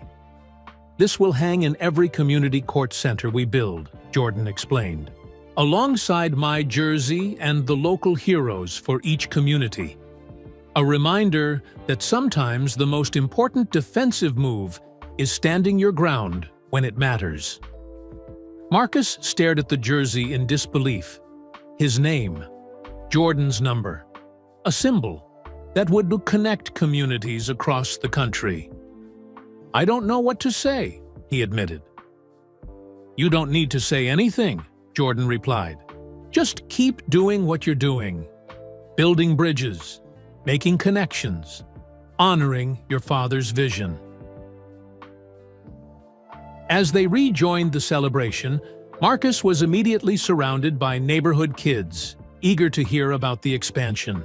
He answered their questions with growing confidence, already envisioning how the program might work in other cities, other communities. Later, as the event began winding down, Marcus found a quiet moment to sit on the bleachers, overlooking the court. The space was still filled with neighbors chatting, children playing informal games, volunteers cleaning up. The community had truly made it their own. He pulled his father's restored keychain from his pocket, running his thumb over the Bulls logo that had connected their lives in ways neither could have imagined. The key to his office, now his former office, given his promotion, gleamed in the late afternoon sun. From this spot, he could see O'Malley's green awning just down the street. The bar had enjoyed a surge in business after Jordan's surprise visit a year ago, becoming something of a local landmark. O'Malley had even renovated the place, adding a Bulls corner with memorabilia and photographs, including one of Marcus defending Jordan during their famous encounter. His mother approached, sitting beside him on the bleachers. "Quite a day," she said, her voice tired but happy. "Hard to believe it's been a year," Marcus replied. Grace looked out at the court, where Dayon was now teaching a younger child the defensive stance he had perfected earlier. "Your father used to say that kindness travels in circles," she remarked. "That what you put into the world eventually finds its way back." Marcus nodded, thinking of the tire his father had changed on a rainy night in 1990, the door he himself had guarded on his first day as a security officer, and all that had flowed from those seemingly small moments. "The national program," Grace continued. "Will you have to move away?" "Some travel," Marcus acknowledged. "But Chicago will always be headquarters. This court will always be home base." Grace smiled, relieved. "Good, because this community needs you." She paused, then added softly, "I need you too." "I'm not going anywhere, Mom," Marcus assured her, "just expanding the circle." As the sun began to set, casting long shadows across the James Reeves Community Court, Marcus thought about circles, how they connected, how they expanded, how they brought people back to places they needed to be. His father's keychain, Jordan's jersey number, the perfect arc of a basketball moving through space. The circle of community that had formed around this court, the wider circles that would now form in cities across the country. Different sizes, different contexts, but all connected by the same essential truth his father had recognized all those years ago. Basketball was more than a game. It was a bridge across time and circumstance, connecting a security guard's first day on the job to a national program that would touch thousands of lives. And at the center of those expanding circles was a simple act: standing your ground when it mattered, changing a tire on a rainy night, believing in the power of connection. As darkness fell and the court lights came on, illuminating the space for evening activities, Marcus felt his father's presence more strongly than ever. Not as a ghost or a memory, but as a continuing influence, a thread woven through the fabric of all that was unfolding. The journey that had begun with no exceptions at the United Center's east entrance had led here to expanding circles of possibility. And wherever it led next, Marcus knew one thing for certain: he would honor the connections that had made it possible, one basketball court at a time. 1 year and 6 months after that fateful night at the United Center, Marcus Reeves stood in front of a freshly constructed basketball court in the South Bronx. The familiar Bulls logo had been replaced by stylized community symbols, but the core design remained the same: a high-quality court surrounded by bleachers, adjacent to a community center offering programs beyond basketball. "What do you think?" asked Jamal, the local program director Marcus had personally selected and trained over the past 3 months. "It's perfect," Marcus replied, echoing the words he had spoken at the opening of his father's namesake court in Chicago. "The community is going to love it." In the 18 months since his promotion to national director, Marcus had overseen the opening of community courts in 7 cities: Detroit, Philadelphia, Atlanta, Los Angeles, New Orleans, Baltimore, and, now, New York. Each location maintained the core principles developed at the James Reeves Community Court while adapting to local needs and culture. His phone buzzed with a text from Jordan. "Court looks great in the photos. See you in Chicago." Tomorrow, for the anniversary gala, the second anniversary of the night that had changed everything was approaching, and Jordan Brand had organized a fundraising gala at the United Center to support the continued expansion of the program. All the key players from that night would be there: Jordan himself, Scottie Pippen, Thompson, Sophia Washington, Dr. Reynolds, and of course, Grace Reeves. "You heading back to Chicago tonight?" Jamal asked as they walked through the community center, checking final preparations for the upcoming opening ceremony. "Early morning flight," Marcus confirmed. "Need to make sure everything's perfect for the gala." "Man, 2 years," Jamal shook his head in wonder. "From security guard to national director. Still can't believe that story." Marcus smiled. The journey did seem unbelievable at times, even to him. What had begun as a simple case of mistaken identity had cascaded into a nationwide initiative changing thousands of lives. The original Chicago court alone had served over 1,200 children in its first 18 months, with documented improvements in academic performance, decreased truancy, and reduced juvenile crime in the surrounding neighborhood. "Not about me," Marcus reminded him. "It's about the connections we build, the bridges between communities." Yeah, I know the speech," Jamal replied good-naturedly. "Still a hell of a story, though." After ensuring everything was ready for the Bronx courts, opening the following week, Marcus headed back to his hotel to pack. His life now involved constant travel. A week in Chicago, 2 weeks on the road, back to headquarters for planning, then out again to oversee new sites or check on established ones. The hotel room was comfortable but impersonal, one of dozens he'd stayed in over the past year. He'd become efficient at living this way. A suitcase always half-packed, toiletries in travel sizes, important documents scanned and stored digitally. The only constant companion was his father's restored bull's keychain, now attached to a small photo holder containing pictures of his mother and the original Chicago court. As Marcus packed, his phone rang, his mother calling for their nightly check-in. "How's New York?" Grace asked after they'd exchanged greetings. "Busy, loud, perfect for the program," Marcus replied. "The Bronx site looks great. Jamal's got everything under control." "He reminds me of you," Grace observed. "That same focus you had when the Chicago court was opening." "Higher compliment for him than for me," Marcus joked.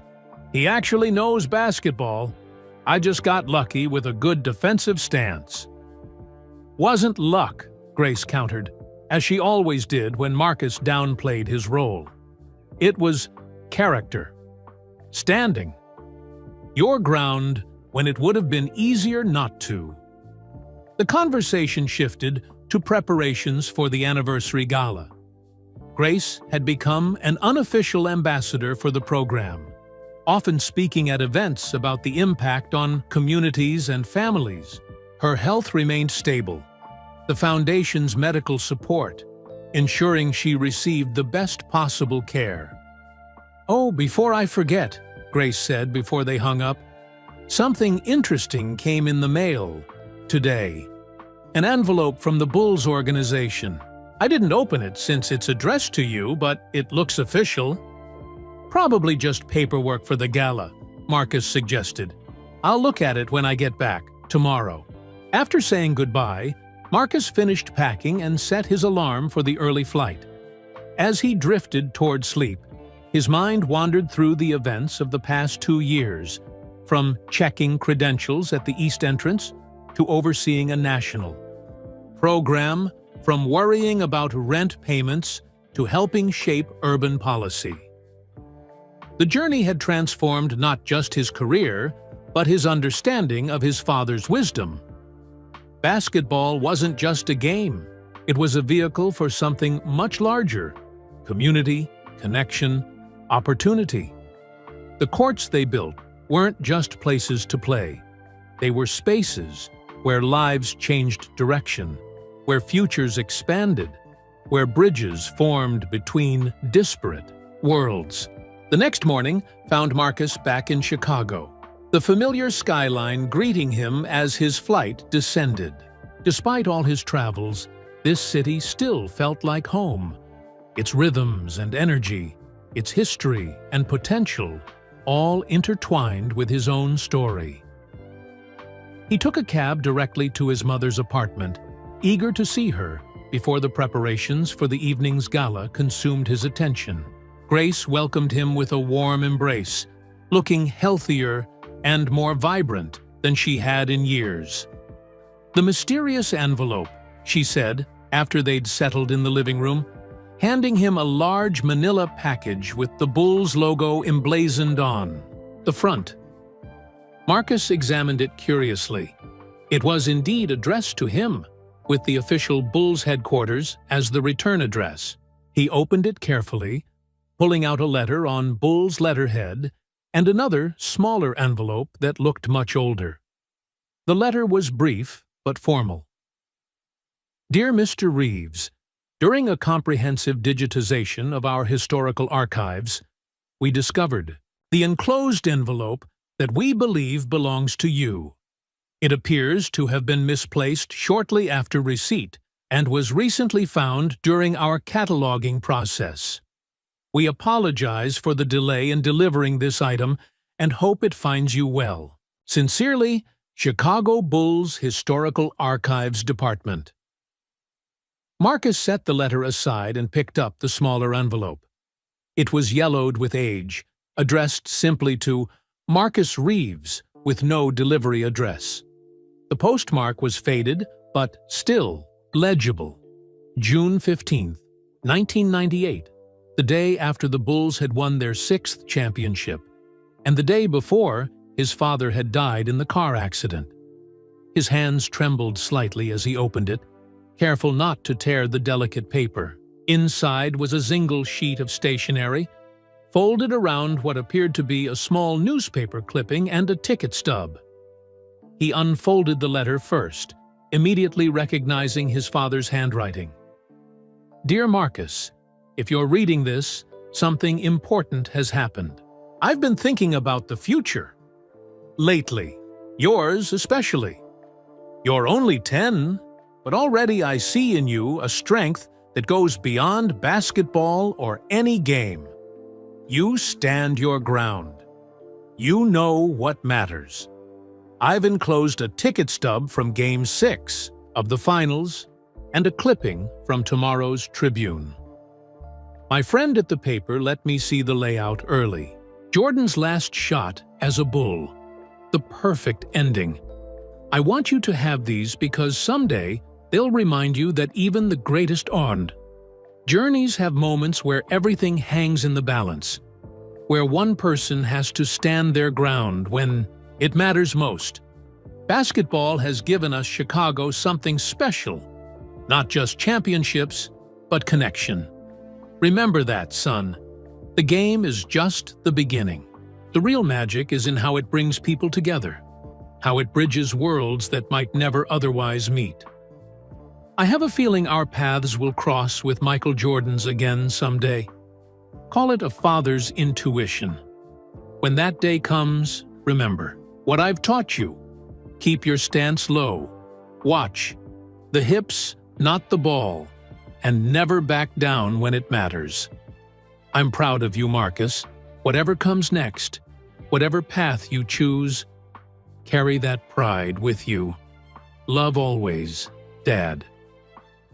Marcus stared at the letter, reading it a second time, then a third.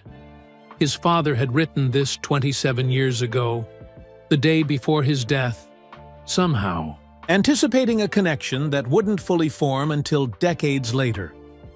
What is it? Grace asked, noticing his stunned expression. Wordlessly, Marcus handed her the letter. As she read, tears formed in her eyes. He knew, she whispered.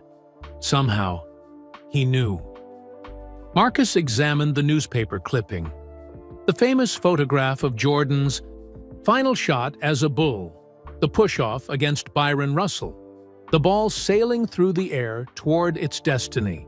The ticket stub was from the same game, a little worn but perfectly preserved, protected by the envelope all these years. This was meant to come to me after he died, Marcus realized aloud, but it got lost in the Bulls' archives somehow. Until now, Grace said, her voice thick with emotion. Until exactly the right moment. They sat in silence for a while, absorbing the extraordinary timing of this message from the past. James Reeves had written about paths crossing with Jordan's, about standing ground when it mattered, about basketball being just the beginning of something larger, all before the events that would make these words seem prophetic. I need to show this to Jordan, Marcus said finally. Tonight, at the gala. The United Center looked different from the night Marcus had stood guard at its east entrance. 2 years earlier, now transformed for the anniversary gala, its familiar basketball court had been covered and replaced with elegant tables, a stage for presentations and displays, highlighting the community courts program's achievements. Marcus arrived early, the letter from his father securely in his jacket pocket. He moved through pre-event preparations with practiced ease, checking arrangements and greeting staff, but his mind remained fixed on the message that had crossed decades to reach him on this particular day. Jordan arrived shortly before the event began, accompanied by his usual entourage, but breaking away to find Marcus as soon as he entered. "There he is," Jordan said warmly, clasping Marcus's hand. The man who stopped Michael Jordan. It had become their standard greeting, a light-hearted acknowledgement of how their unlikely connection had begun. "Need to show you something," Marcus said, keeping his voice low. "In private, before everything starts." Jordan nodded, curiosity evident in his expression. They moved to a quiet corner of the venue, away from the increasing flow of arriving guests. Marcus withdrew the letter and handed it to Jordan. "This came today. It was written by my father the day before he died, 27 years ago." Jordan, read the letter carefully, his expression shifting from curiosity to amazement. When he finished, he looked up at Marcus with new understanding. "I have a feeling our paths will cross with Michael Jordan's again someday," Jordan quoted. From the letter, he wrote this in 1998. "The day after your last championship with the Bulls," Marcus confirmed, "the day before his accident." Jordan shook his head in wonder. "And it got lost in the Bulls' archives until today, the second anniversary of when you stopped me at the door." "Can't explain it," Marcus admitted, "but it feels meant to be," Jordan finished for him. "Like everything that's happened was somehow part of a larger design." They stood in silence for a moment, both contemplating the extraordinary convergence of events. A tire changed on a rainy night in 1990, a letter written in 1998, a security check in 2023, all connecting across decades to create something neither could have imagined. "Your father was right," Jordan said finally, handing the letter back to Marcus. "The game is just the beginning. The real magic is in the connections." The gala itself was a celebration, not just of the night that had sparked the community courts program, but of everything that had flowed from that moment. Political figures mingled with basketball legends, corporate donors chatted with community leaders, and children from the original Chicago court performed a basketball skills demonstration that brought the crowd to its feet. When it came time for speeches, Marcus stood at the podium and shared the story of his father's letter for the first time publicly. The room fell silent as he read James Reeves's decades-old words, now imbued with an almost mystical quality given all that had transpired. "My father wrote about basketball being more than a game," Marcus concluded. "About it bridging worlds that might never otherwise meet. Looking around this room tonight, seeing NBA legends alongside neighborhood kids, corporate CEOs talking with community organizers, doctors and security guards, and basketball coaches all united by a shared vision, I know he was right." The applause that followed was heartfelt. When Jordan took the stage next, he built upon Marcus's words. "2 years ago, a security guard stopped me from entering my own charity event," he began, drawing appreciative laughter from the crowd. "It should have been a minor inconvenience, a moment quickly forgotten. Instead, it became the catalyst for a national program that has already changed thousands of lives." Jordan gestured toward Marcus. "That security guard stood his ground when it would have been easier not to. His father, 27 years ago, changed a tire for a frustrated basketball player after a tough loss, asking nothing in return. Small moments, seemingly unconnected, separated by decades, yet together they created something none of us could have imagined. As the evening continued, Marcus found himself at the center of a circle of connections. His mother sharing stories with Bulls legends, Thompson discussing security protocols with venue staff, children from the program chatting excitedly with potential donors. The bridges his father had written about were forming before his eyes, spanning differences in background, experience, and opportunity. Later, as the gala wound down, Marcus stepped outside for a moment of quiet reflection. The Chicago skyline glittered against the night sky, the same view he had seen 2 years ago when leaving the United Center with Jordan after their first encounter. He took out his father's letter again, reading it in the soft light spilling from the venue's entrance. The words seemed to pulse with renewed meaning, not just a message from the past, but a guide for the future. "Thought I might find you out here," Jordan's voice came from behind him. "Some things need processing away from the crowd." Marcus nodded, carefully refolding the letter. "Just thinking about circles, how they complete themselves in ways we don't expect." "Your father would be proud," Jordan said, echoing words he had spoken 2 years earlier on the practice court. "Not just of what you've accomplished, but of who you've become." As they stood in comfortable silence, the Chicago night enfolding them, Marcus felt the weight of his father's keychain in his pocket, restored, renewed, yet still carrying its history. Like the program itself, like the connections that had formed across time and circumstance, it was both old and new, both familiar and evolving. What had begun as a simple case of mistaken identity had revealed itself to be something far more profound, a convergence of paths that James Reeves had somehow foreseen from decades away. A circle completing itself through basketball, through community, through the courage to stand one's ground when it mattered most. And as Marcus prepared to return to the celebration, to the program that now reached across the country, changing lives one court at a time, he knew that the journey wasn't ending.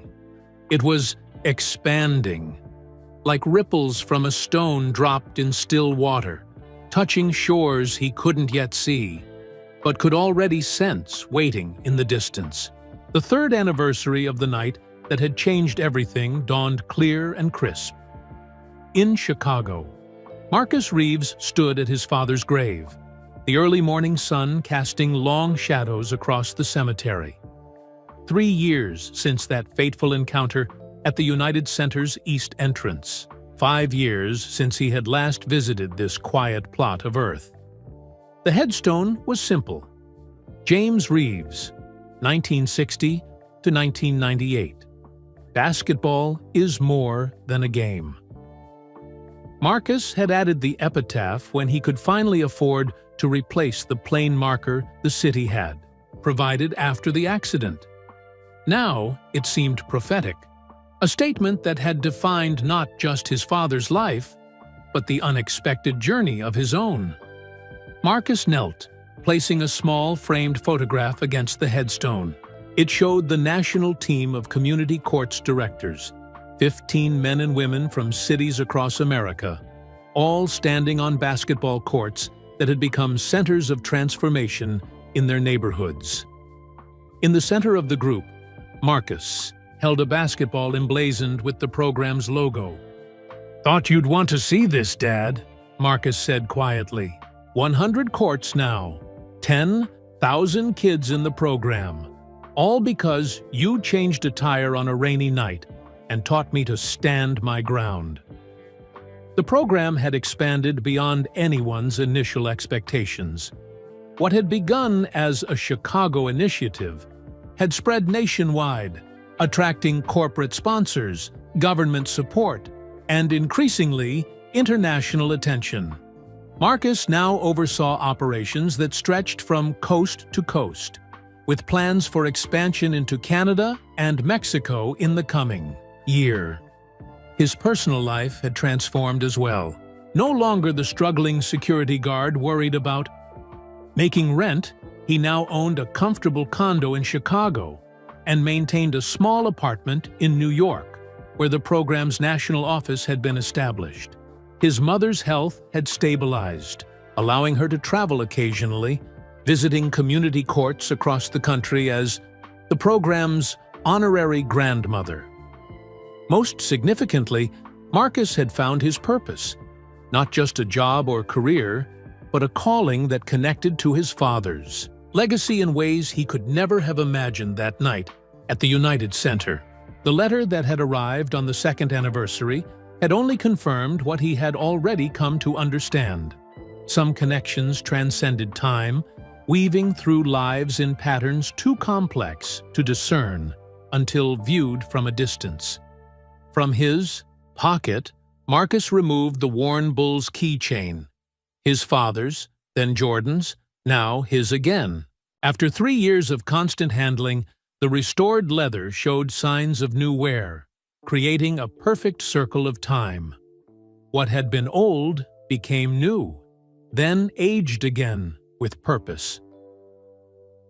"I'm trading this in today," Marcus told his father's headstone, "not giving it up, just passing it forward." He placed the keychain beside the photograph, then reached into his other pocket for its replacement. A new keychain bearing the community court's logo. The symbolic exchange felt right, a tangible representation of how his father's legacy had evolved into something larger.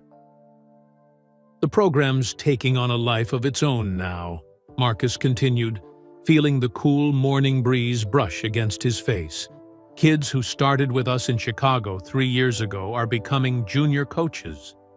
Some are getting college scholarship offers.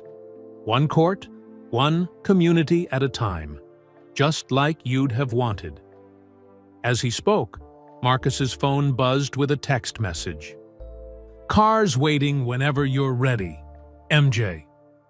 Even after 3 years, the casual communication with Michael Jordan occasionally struck Marcus as surreal. Their relationship had evolved from icon and fan to colleagues and eventually friends, bound by a shared vision and the strange synchronicity that had brought them together. "Got to go, Dad," Marcus said, rising to his feet. "Big day today." Trudy touched the headstone one last time, then walked through the quiet cemetery toward the black SUV waiting at the entrance.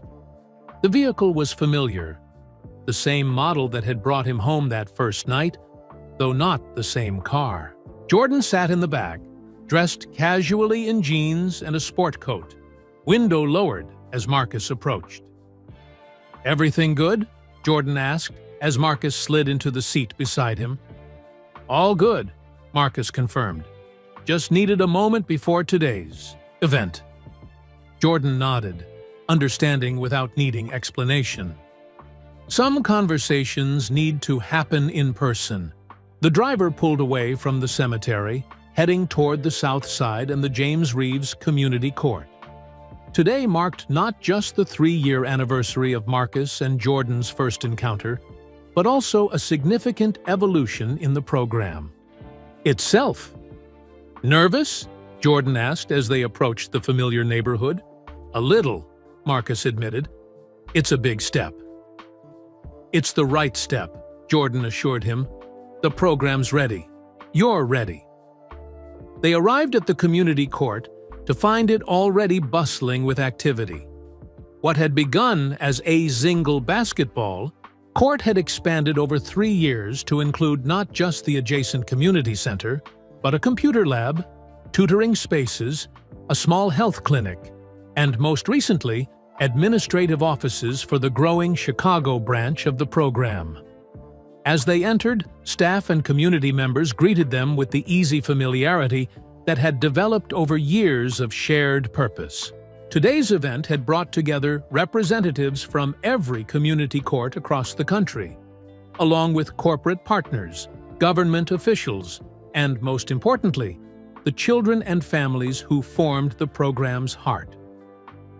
In the main gymnasium, chairs had been arranged for the ceremony. At the front, a veiled structure waited for the day's big reveal.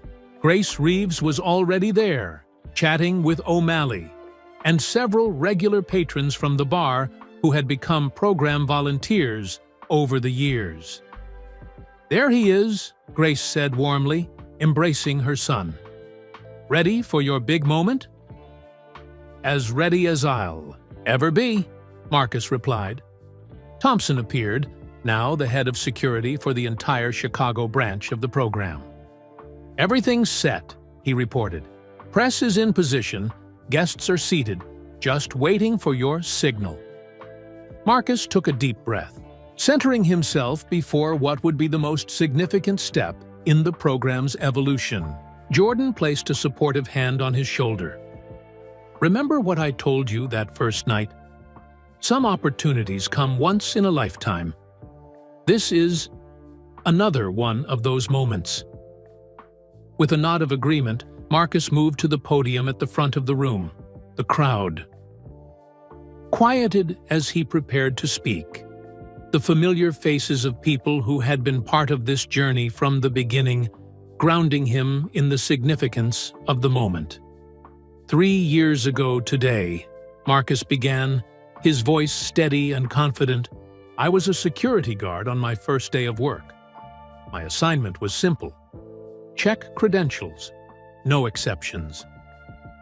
This drew knowing laughter from those familiar with the story. That one moment of standing my ground changed everything. Not just for me, but for communities across this country. He gestured to the representatives from other cities, each wearing jackets emblazoned with their local community court's logo.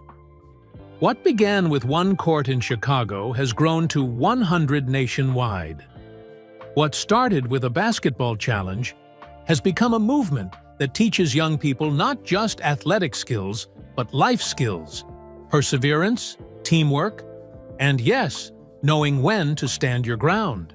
Marcus paused, looking out at the assembled crowd. Today, we take the next step in that journey. For 3 years, I've had the privilege of serving as national director of this program.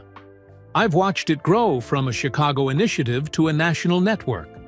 And I've come to understand that the true power of what we're building isn't in the courts themselves, but in the communities that form around them. He motioned toward the veiled structure, which is why today I'm announcing the formation of the Community Courts Foundation, an independent nonprofit that will ensure this work continues and expands for generations to come. With a nod to Thompson, the veil was pulled away, revealing a large sign bearing the foundation's new logo, a stylized basketball court containing not just a basketball but open books, medical symbols, and computer icons representing the program's evolution beyond sports into education, health, and technology. Applause filled the gymnasium as Marcus continued. The foundation will operate independently, with funding secured for the next decade through our corporate and government partnerships. And while I will serve on its board of directors, the day-to-day leadership will transition to a team of directors drawn from the communities we serve. He gestured to a group seated in the front row, men and women who had risen through the program's ranks over the past 3 years, many from the very neighborhoods now being transformed. This transition isn't about stepping away, Marcus explained, but about ensuring that what we've built belongs to the communities it serves, about making sure that what began with a security check and a basketball challenge becomes something that outlasts all of us. As the applause grew, Marcus invited Jordan to join him at the podium. Together, they unveiled a second display, a wall bearing photographs from every community court nationwide, surrounding the framed letter James Reeves had written 27 years earlier, now preserved for inspiration. "My father wrote that basketball is more than a game," Marcus said, his voice thick with emotion as he pointed to the letter. He understood that, at its best, it's a connector, a builder of bridges between worlds that might otherwise never meet. Everything we've done, everything we will do, honors that understanding. The ceremony continued with Jordan speaking about the program's impact and future, followed by representatives from various courts sharing success stories. Throughout, Marcus felt a profound sense of completion, not an ending, but a circle, connecting back to its beginning, while simultaneously expanding outward. Later, as the formal event transitioned to a community celebration with food, music, and of course, basketball, Marcus found a quiet moment with his mother on the bleachers, overlooking the court where everything had started. "I left Dad's keychain at the cemetery today," he told her, showing the new community court's keychain that had replaced it. "Felt like the right time to pass it forward somehow." Grace nodded, understanding. He would have approved. James never held on to things. He believed in keeping what matters in motion. They watched as Jordan played a casual game of HORSE with children from the program, deliberately missing shots to keep the game competitive. Despite his age and status, he remained fully engaged, treating each child with the same respect. He'd show a professional player. "Did you ever imagine this?" Grace asked, gesturing to the thriving community space around them. "That first night, when you came home and told me you'd stopped Michael Jordan at the door, did you have any idea where it would lead?" Marcus shook his head, smiling at the PE's memory. "I was just worried about keeping my job. Everything since has been," he searched for the right word, "unexpected, but somehow also exactly right." "Your father would say there are no coincidences," Grace remarked, "just connections we don't yet understand." As the day's celebrations continued around them, Marcus reflected on those connections. His father changing a tire for Jordan in 1990, the letter written in 1998, the security check in 2023, all converging to create something none of them could have individually imagined. The invisible threads that linked past to present to future, weaving through lives and communities in patterns that revealed themselves only with time and perspective. The bull's keychain now rested at his father's grave, not abandoned, but planted, like a seed from which new growth had already emerged. The community court's foundation would carry forward what had begun with that simple emblem, expanding the circles of connection in ways even Marcus couldn't yet envision. As evening approached, Marcus found himself once again standing with Jordan at the edge of the court, echoing their position 3 years earlier at the end of their first encounter. "Full circle," Jordan observed, seeming to read Marcus's thoughts. "But not the end of the story." "Not even close," Marcus agreed. "Just the beginning of the next chapter." They watched as the community continued to celebrate around them. Children playing, basketball on the court named for James Reeves, families sharing meals at tables set up in the community center, volunteers planning programs for the coming months. What had started as a confrontation at a door had transformed into a nationwide movement, yet somehow remained rooted in this one neighborhood, this one court, this one community. And whatever whispered words had passed between them on that first night, the secret of a changed tire on a rainy evening, of kindness freely given and remembered decades later, had multiplied into thousands of new connections, new stories, new possibilities unfolding across communities nationwide. The journey that had begun with no exceptions at the United Center's east entrance had indeed come full circle. But circles, by their nature, have no end, only continuous motion, expanding outward while always connecting back to their origins. As Marcus Reeves looked out at what had grown from that single moment of standing his ground, he understood with profound clarity what his father had known all along. Basketball was never just a game. It was a beginning. And that was the end of our story. I hope you enjoyed following Marcus and Michael Jordan's incredible journey from that fateful security check to a nationwide community basketball program. Where are you listening from today? I'd love to know which part of the world this story reached. If you enjoyed this inspirational tale about how small acts of kindness can change lives, please like this video and subscribe to our channel for more heartwarming stories like this one. We share new content every week that will inspire and uplift you. Don't forget to share this video with your friends and family. Spreading stories about standing your ground, unexpected connections, and the power of community is how we make the world a better place, one story at a time. Thank you for listening, and we'll be back soon with more stories that remind us how we're all connected. That's what good security does, Jordan pointed out, and good detectives, and good basketball players, for that matter, seeing patterns others miss. They returned to the main hall, where Sophia was relieved to hear the shoes had been recovered. The auction resumed with renewed energy, the mysterious disappearance adding an element of drama that seemed to make the wealthy bidders even more generous. As Marcus stood beside Jordan, watching the final items being auctioned, he noticed something had changed. The looks directed his way were different now, no longer just curious about the security guard who'd stopped Michael Jordan, but respectful of the man who'd helped recover a valuable piece of basketball history. "Feels different, doesn't it?" Jordan remarked quietly, noticing the same shift. "What does?" "When people start seeing you, not just looking at you." Marcus nodded slowly. It did feel different.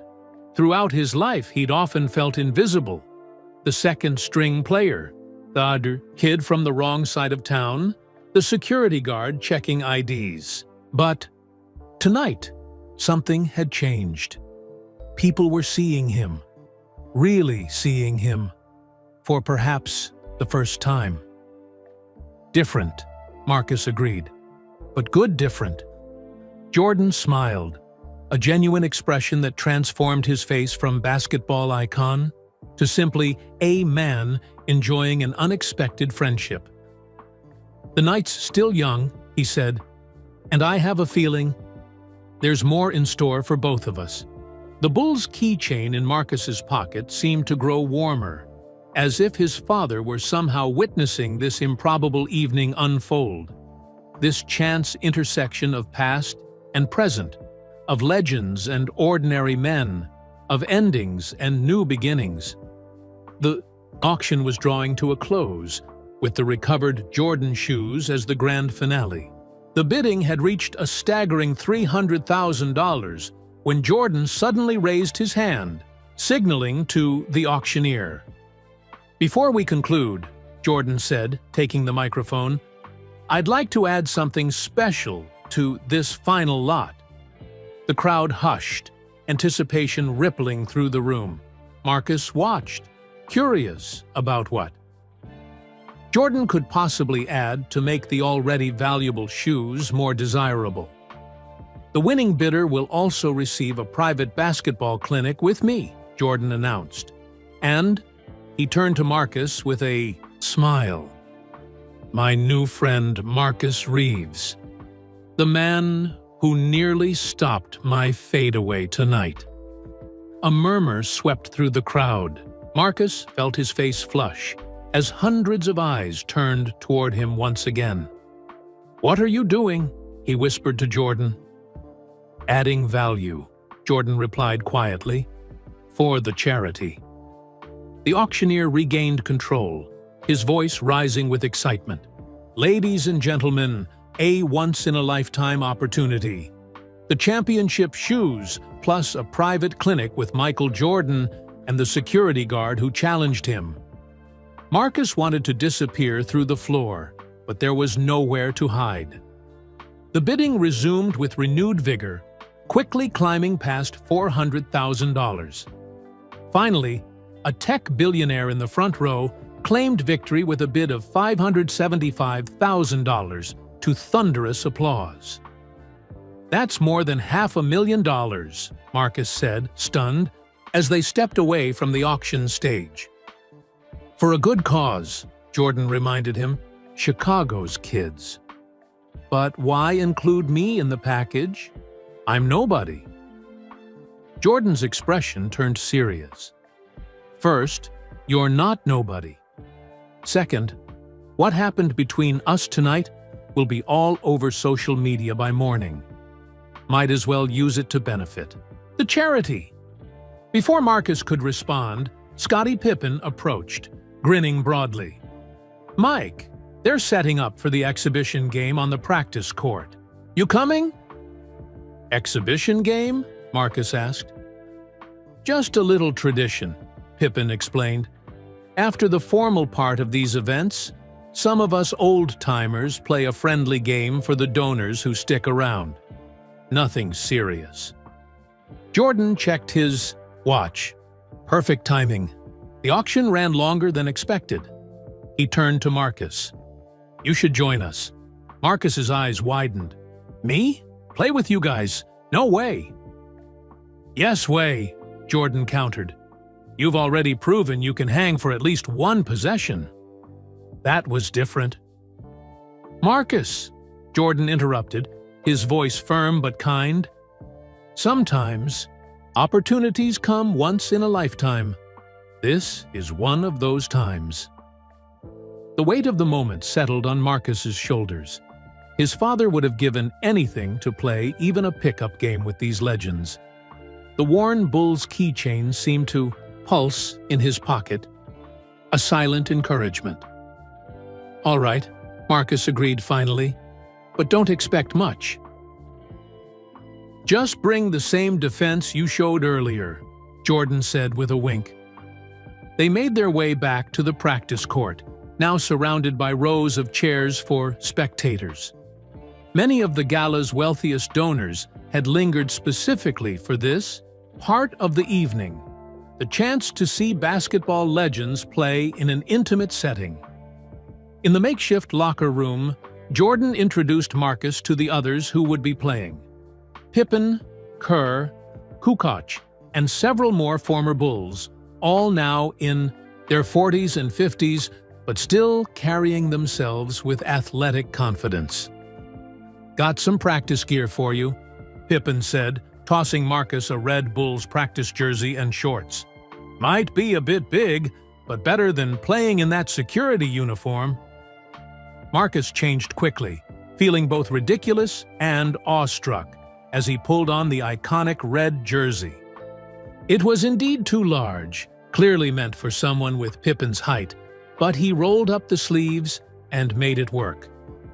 "Not bad," Jordan approved as Marcus emerged.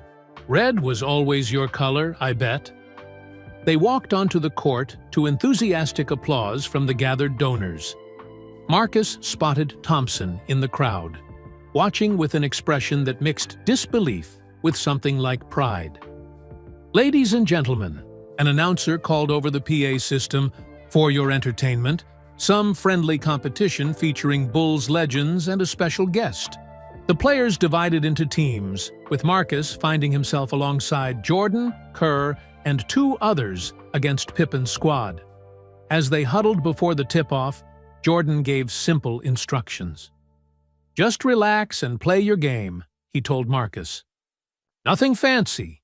Set screens, make the easy pass, and play defense like you did earlier." "That's all?" Marcus asked, suddenly nervous about disappointing these basketball icons. "That's all," Jordan confirmed. "Basketball is basketball. The fundamentals don't change, whether you're playing in your driveway or the NBA Finals."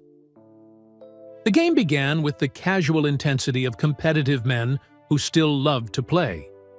The former professionals moved more slowly than in their prime, but with no less skill. Their shots still fell with practiced precision. Their passes still found teammates with uncanny accuracy. Marcus hung back initially, overwhelmed by the situation. He set screens as instructed, moved the ball when it came to him, and tried to stay out of the way. But after a few minutes, something shifted. The game's familiar rhythm began to calm his nerves. During a break in play, Jordan pulled him aside. "You're thinking too much. Stop worrying about who we are and just play." Marcus nodded, taking a deep breath. The next time down the court, when he found himself open near the basket, he called for the ball. Jordan passed it without hesitation, and Marcus finished with a simple layup. The crowd applauded, and Marcus's teammates nodded approval. It wasn't spectacular, but it was solid basketball. From that moment, Marcus began to find his groove. He remembered moves from high school, instincts he thought he'd forgotten. On defense especially, he held his own, staying in front of opponents and contesting shots. During one memorable sequence, he found himself defending Pippen on the perimeter. The Hall of Famer smiled, accepting the challenge, and began a series of dribble moves designed to create space. Marcus stayed with him step for step, finally forcing Pippen into a difficult shot that bounced off the rim. "Where'd you learn to move your feet like that?" Pippen asked as they jogged back down court. "My dad," Marcus replied simply. The game continued, competitive but good-natured. No one was keeping official score, though. Everyone secretly tracked it in their heads. Once a competitor, always a competitor. When Marcus blocked a shot attempt by Kukoc, sending the ball into the stands, even the Croatian legend had to smile and give him a respectful nod. In the final minutes, with the teams separated by just a few baskets, Jordan called Marcus over during a timeout. "Time for you to guard me," he said, a familiar competitive gleam in his eye. Marcus glanced at their teammates. "But we're on the same team." "We're switching it up for the last play," Jordan explained, giving the crowd what they want, a rematch of earlier tonight. The announcement went out over the PA system. For the final possession, Marcus Reeves would once again defend Michael Jordan, one-on-one. The crowd leaned forward in anticipation. This time, there was no anxiety, no fear of losing his job. There was only the pure challenge of basketball, a defensive player trying to stop perhaps the greatest offensive force the game had ever known. Jordan began with his methodical dribble, the ball an extension of his hand. His eyes never left. Marcus's measuring, calculating. Despite his age, despite the casual nature of the exhibition, Michael Jordan played only one way: to win. Marcus settled into his defensive stance, muscle memory taking over. His father's voice echoed in his mind. Low center of gravity, active hands. Watch the hips, not the ball. Jordan's first move came quickly, a crossover so smooth it seemed to defy physics. But Marcus stayed with him, sliding his feet, keeping his body between Jordan and the basket. Jordan smiled, impressed, but undeterred. He initiated a drive to the right, then spun back left with blinding speed. Marcus anticipated, staying in position, forcing Jordan to pull up for a jumper instead of getting to the rim. The shot missed, bouncing high off the back iron. The crowd gasped. Even Jordan looked surprised for a split second before recovering the ball. His eyes narrowed with renewed determination. "Not bad," he acknowledged, "but we're just getting started." What followed was a basketball clinic. Jordan unleashing a series of moves honed over decades of competition. Between the legs dribbles, hesitation moves, pump fakes, all designed to create the tiniest opening. Marcus stayed with him, matching each move with defensive counter-moves his father had drilled into him during countless hours in their driveway. It wasn't just physical, it was chess at high speed, anticipating, reacting, adjusting. Finally, Jordan backed Marcus down to the low post, using his strength advantage. With a series of precise footwork, he created space for his signature fadeaway jumper, the same shot that had won their earlier confrontation. Marcus recognized it instantly. This time, he was ready. He timed his jump perfectly, extending his anti-fiviu arm to its maximum reach. His fingertips brushed the ball as it left Jordan's hand. Not enough to block it, but enough to slightly alter its trajectory. The ball hit the rim, circled once, twice, and fell through with a soft swish. The crowd erupted in applause. Jordan landed gracefully, nodding in satisfaction. But when he turned to Marcus, there was genuine respect in his eyes. "Better defense than the first time," he said, extending his hand. "But still my win." Marcus shook his hand, surprisingly not disappointed. "For now," he replied with a smile. Jordan laughed, a real laugh, not the polite chuckle he often used at public events. "I like your confidence, Marcus Reeves." As they walked off the court together, the applause continuing around them, Marcus felt something he hadn't experienced in years, the pure joy of competition, of pushing himself against the best and holding his own, not winning, but earning respect. In his pocket, his father's bull's keychain seemed to vibrate with approval, as if James Reeves were somehow present, witnessing his son standing toe-to-toe with the legend he had idolized. What had begun as a simple case of mistaken identity at the East entrance had transformed into something neither Marcus nor Jordan could have anticipated. A connection bridging different worlds, different generations, different life experiences, all through the universal language of basketball. As they walked off the practice court, surrounded by applauding spectators, Marcus felt transported to another world. Just 12 hours ago, he had been nervously straightening his new security uniform in front of the United Center. Now, he was walking alongside Michael Jordan, wearing Bulls practice gear, having just played basketball with NBA legends. "You play better than you let on," Jordan commented as they reached the sidelines. "Second string in high school? I'm not buying it." Marcus shrugged. "It's true. Wasn't tall enough for varsity until junior year, and even then, mostly rode the bench."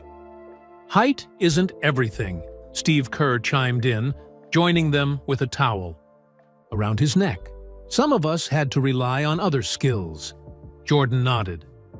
"Basketball IQ, anticipation, heart, things you can't measure." Sophia Washington approached, her clipboard finally absent, replaced by a genuine smile. "That was amazing," she said, looking at Marcus with new respect. "The donors are thrilled. We've already received additional pledges worth over $200,000 just since the exhibition game." "See," Jordan said to Marcus, "your defense is worth something after all." Marcus laughed, feeling lighter than he had in months. The burden of his mother's medical bills, his employment worries, the day-to-day struggles, they all seemed temporarily suspended, held at bay by the pure joy of the moment. "There's someone who wants to meet you," Sophia continued, gesturing toward a distinguished older man in an expensive suit. Dr. Samuel Reynolds, Chief of Medicine at Chicago Memorial. Marcus's smile faltered. Chicago Memorial, his mother's hospital. Had something happened? Was Dr. Reynolds here with news about her condition? Jordan sensed his concern. "It's okay," he said quietly.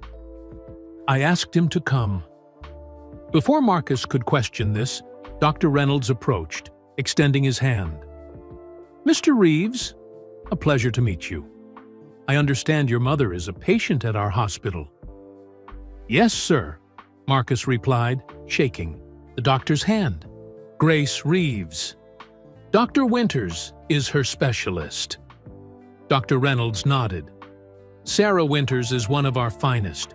Your mother is in good hands." He glanced at Jordan, then back to Marcus. "Michael has shared some information about your family's situation." Marcus shot a questioning look at Jordan, who simply nodded encouragingly. "I serve on the board of this charity," Dr. Reynolds continued, "and we've recently expanded our mission to include medical support for families in underserved Chicago neighborhoods." "That's good to hear," Marcus said cautiously, unsure where this was leading. "In fact," Dr. Reynolds said, "we've established a special fund for patients like your mother, those with chronic conditions requiring ongoing treatment, but facing financial hardship." The implications slowly dawned on Marcus. "Are you saying your mother's treatment will be covered by our new program?" Dr. Reynolds confirmed. "Effective immediately and continuing for as long as necessary."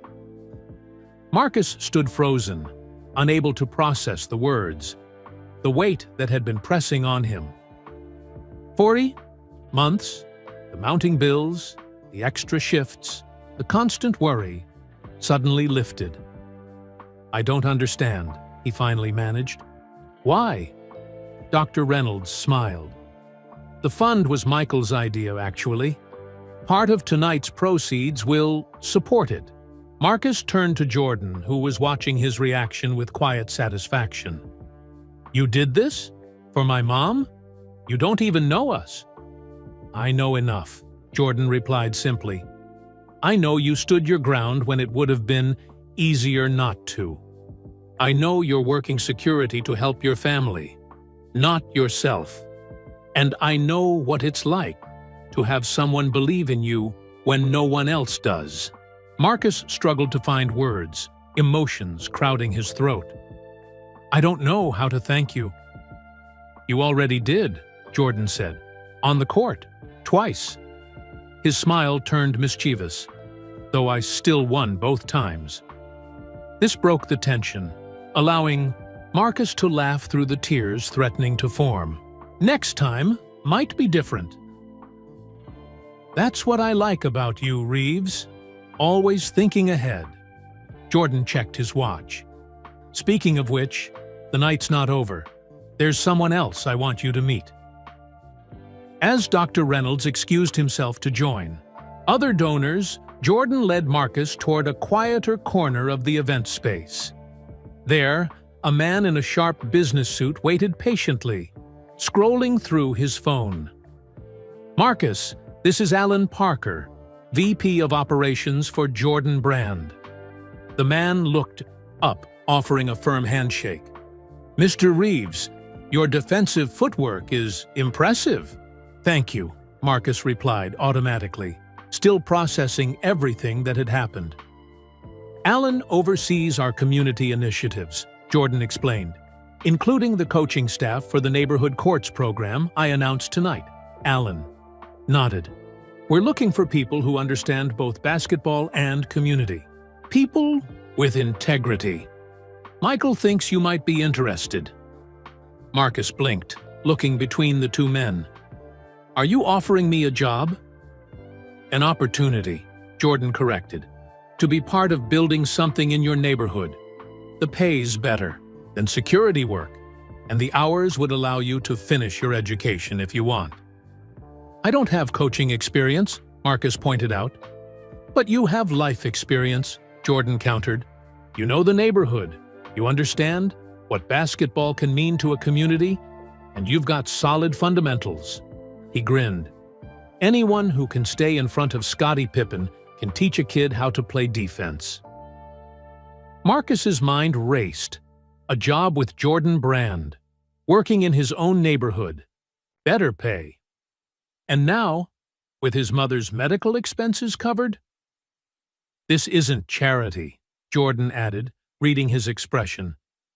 "It's recognition of value. There's a difference." Marcus nodded slowly, understanding. This wasn't about pity. It was about potential. Jordan wasn't giving handouts. He was opening doors.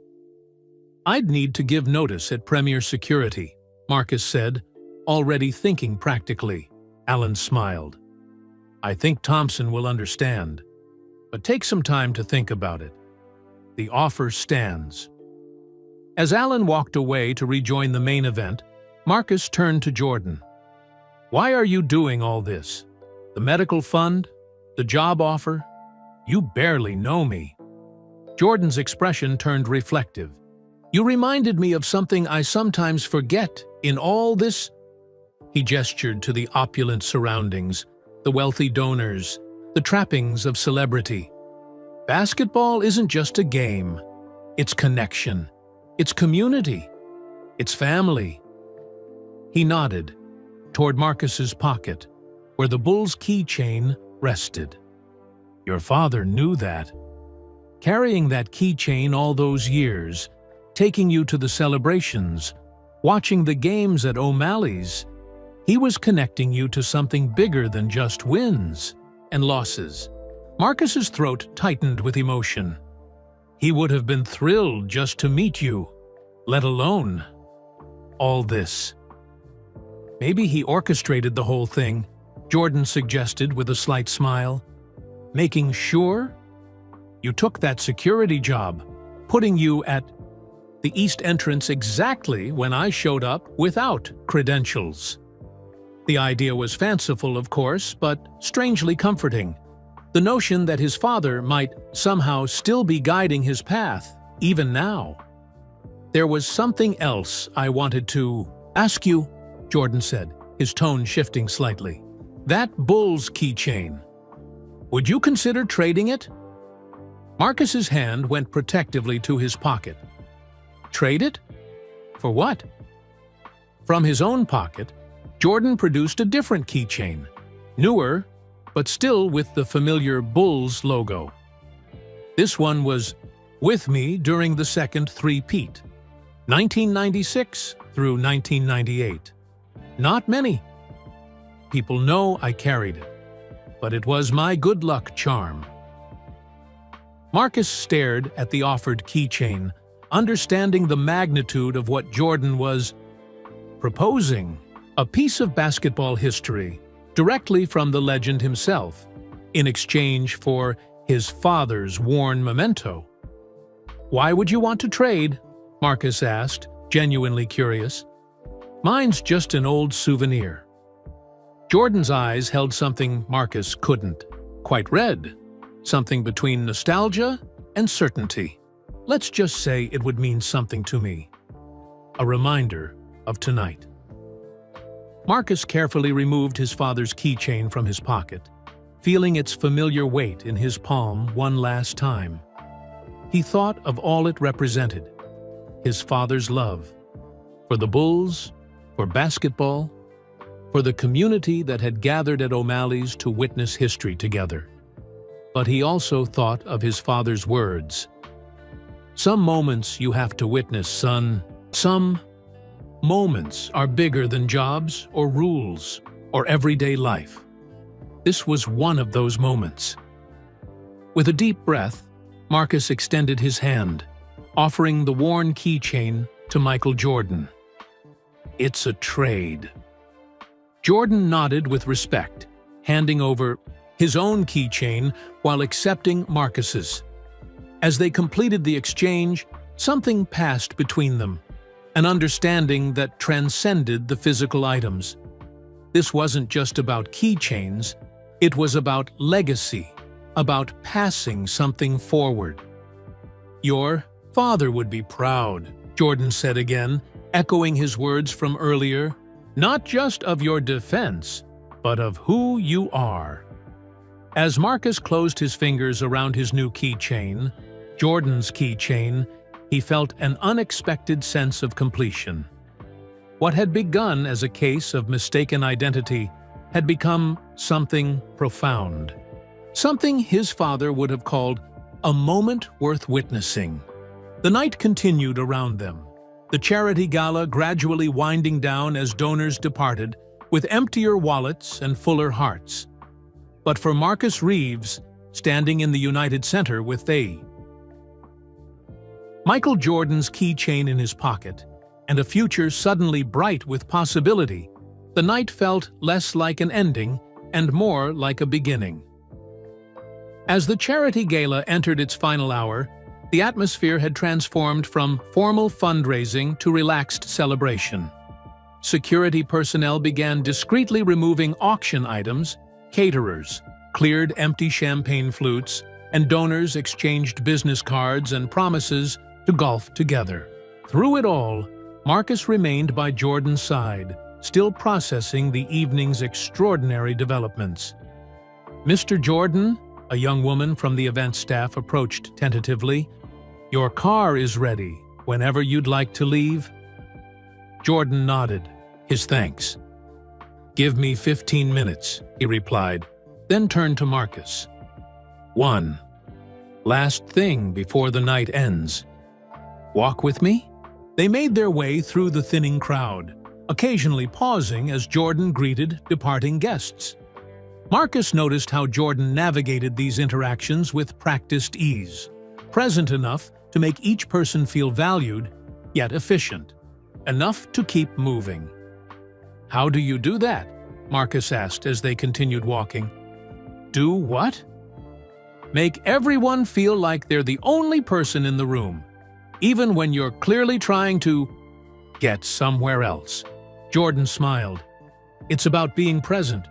Wherever you are, be fully there, even if it's just for 30 seconds.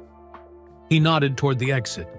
"Like tonight, all these people paid good money to support the charity, but also to have a moment with me. They deserve my full attention, even briefly."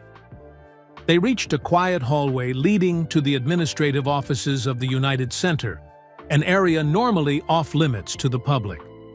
Jordan produced a key card and swiped it through a reader, opening a door marked Private. "Where are we going?" Marcus asked. "You'll see," Jordan replied mysteriously. They descended a staircase and walked through another key card-protected door, emerging into what appeared to be a small museum. Glass cases displaying Bulls memorabilia lined the walls. Championship trophies, game-worn uniforms, historic photographs. "The Bulls' private collection," Jordan explained. "Most of this never goes on public display." Marcus moved slowly along, the cases awestruck. Here was history, not just basketball history, but Chicago history, his father's history.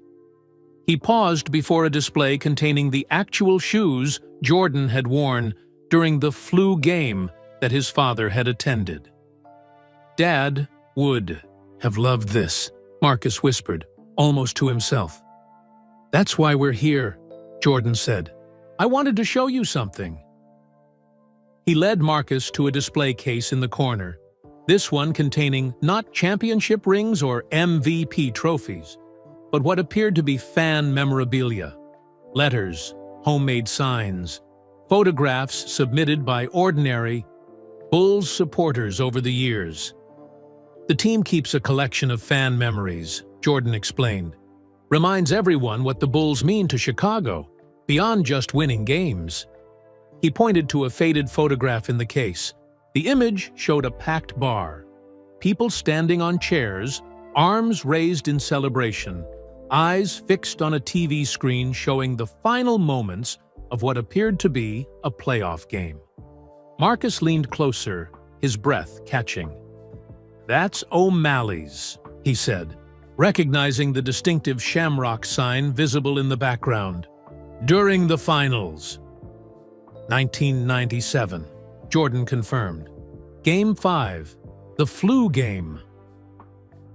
"But how did this get here?" Marcus asked, studying the photo more carefully. "Look in the corner," Jordan prompted.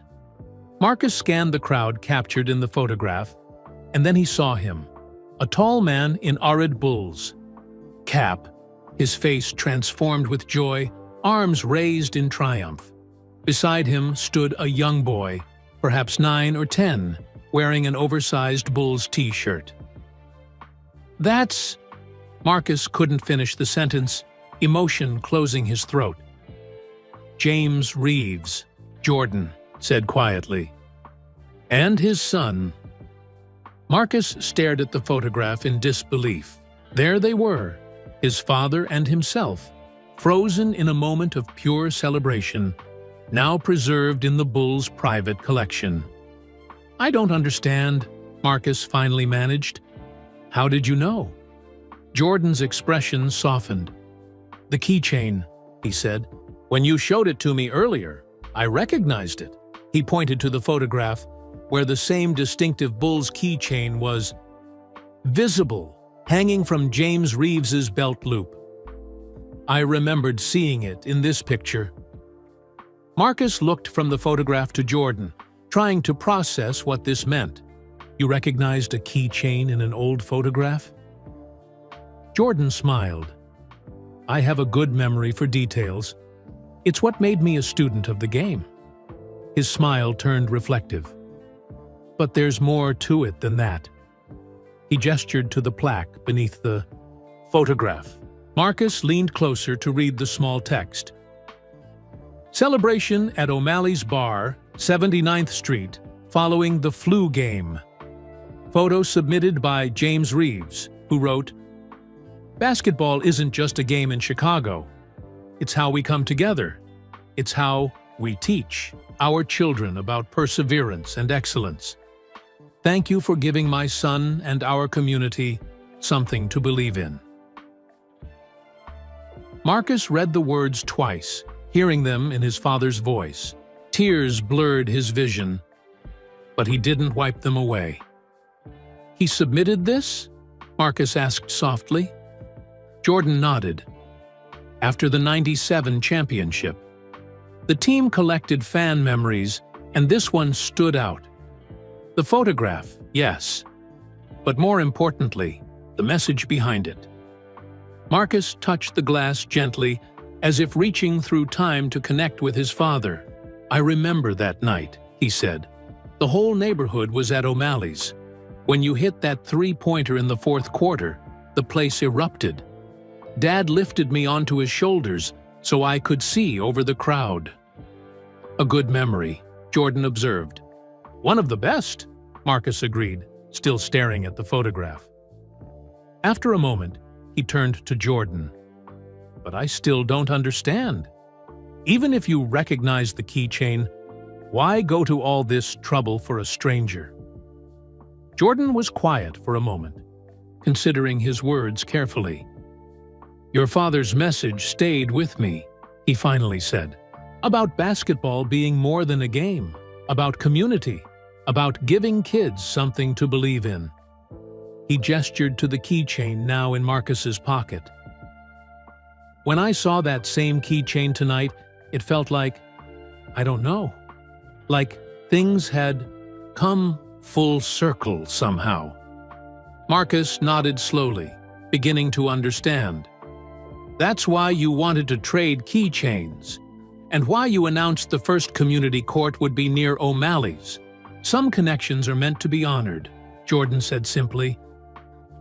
They stood in silence for a moment, both contemplating the strange path that had led them here, from a security check gone wrong to this private moment among basketball history. "There's one more thing I want to show you," Jordan said, reaching into his jacket pocket. He produced a folded piece of paper, yellowed with age. This came with the photograph. He handed it to Marcus, who unfolded it carefully. It was a handwritten letter, the ink slightly faded but still legible. Marcus recognized his father's distinctive handwriting immediately.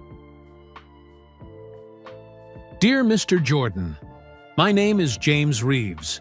I'm writing to thank you not just for the championships, but for what you've given our neighborhood. I've enclosed a photograph from O'Malley's on 79th during the flu game. That's me and my son Marcus celebrating. I want you to know that when you played through illness that night, it taught my son more than I ever could about pushing through adversity. When you're from our neighborhood, life isn't always easy. But watching you refuse to quit gives kids like Marcus something powerful, a model of excellence and determination. Basketball might just be a game to some, but in Chicago, it's a bridge. It connects different neighborhoods, different generations. It gives us common ground. One day, I hope Marcus might meet you and thank you himself. Until then, please accept my gratitude for being more than just a basketball player to Chicago.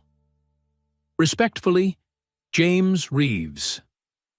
Marcus read the letter twice, then a third time, his father's voice echoing in his mind with each word. The paper trembled slightly in his hands. He wrote this? Marcus asked, though the evidence was right before him. 28 years ago, Jordan confirmed. It stayed in the team archives all this time. When I saw your keychain tonight, I had them find it. Marcus carefully refolded the letter, overwhelmed by the connection. His father's words, traveling across decades to reach him on this improbable night. I'd like you to keep it, Jordan said, nodding toward the letter.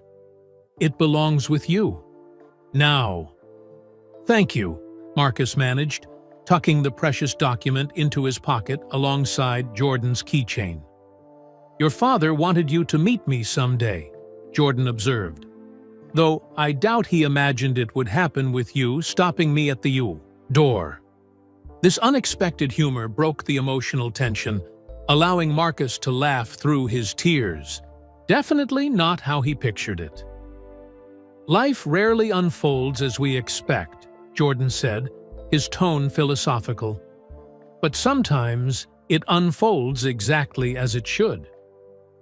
As they left the private collection and made their way back to the main arena, Marcus felt a sense of completion he hadn't expected to find tonight, or perhaps ever. His first day as a security guard had somehow connected him to his father in ways he couldn't have imagined, bringing a message across time and circumstance. The charity event had all but concluded. The last guests were collecting their coats. Event staff were dismantling displays, and Thompson was directing the security team in their final duties. Mr. Reeves, Thompson called when he spotted them. I was wondering where you'd disappeared to. My fault, Jordan interjected smoothly. I needed his assistance with something. Thompson nodded, clearly still processing the unusual events of the evening. Well, your shift technically ended 20 minutes ago. First day on the job and you're already working overtime. About that, Marcus began, uncertain how to explain everything that had transpired. Jordan stepped in. Marcus has been offered a position with our community courts program. I hope Premier Security won't mind losing him so soon after hiring. Him? Thompson's eyebrows rose. Is that so? He looked at Marcus with new respect. Can't say I'm surprised after what I saw tonight. He extended his hand. No hard feelings. You did good work today, Reeves. Exactly what I asked for. No exceptions. As Marcus shook his former supervisor's hand, he felt the strange journey of the day coming full circle, from nervous new hire to whatever he was becoming now. Your car is waiting, Mr. Jordan, a staff member reminded them. Jordan nodded acknowledgement, then turned to Marcus. "Need a ride?" The offer was casual, but Marcus understood its significance. One final gesture connecting their worlds.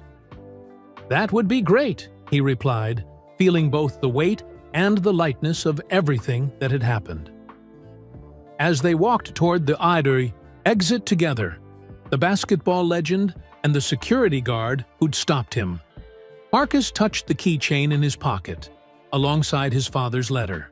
The two objects, separated by decades but joined by circumstance, felt like pieces of a puzzle finally coming together.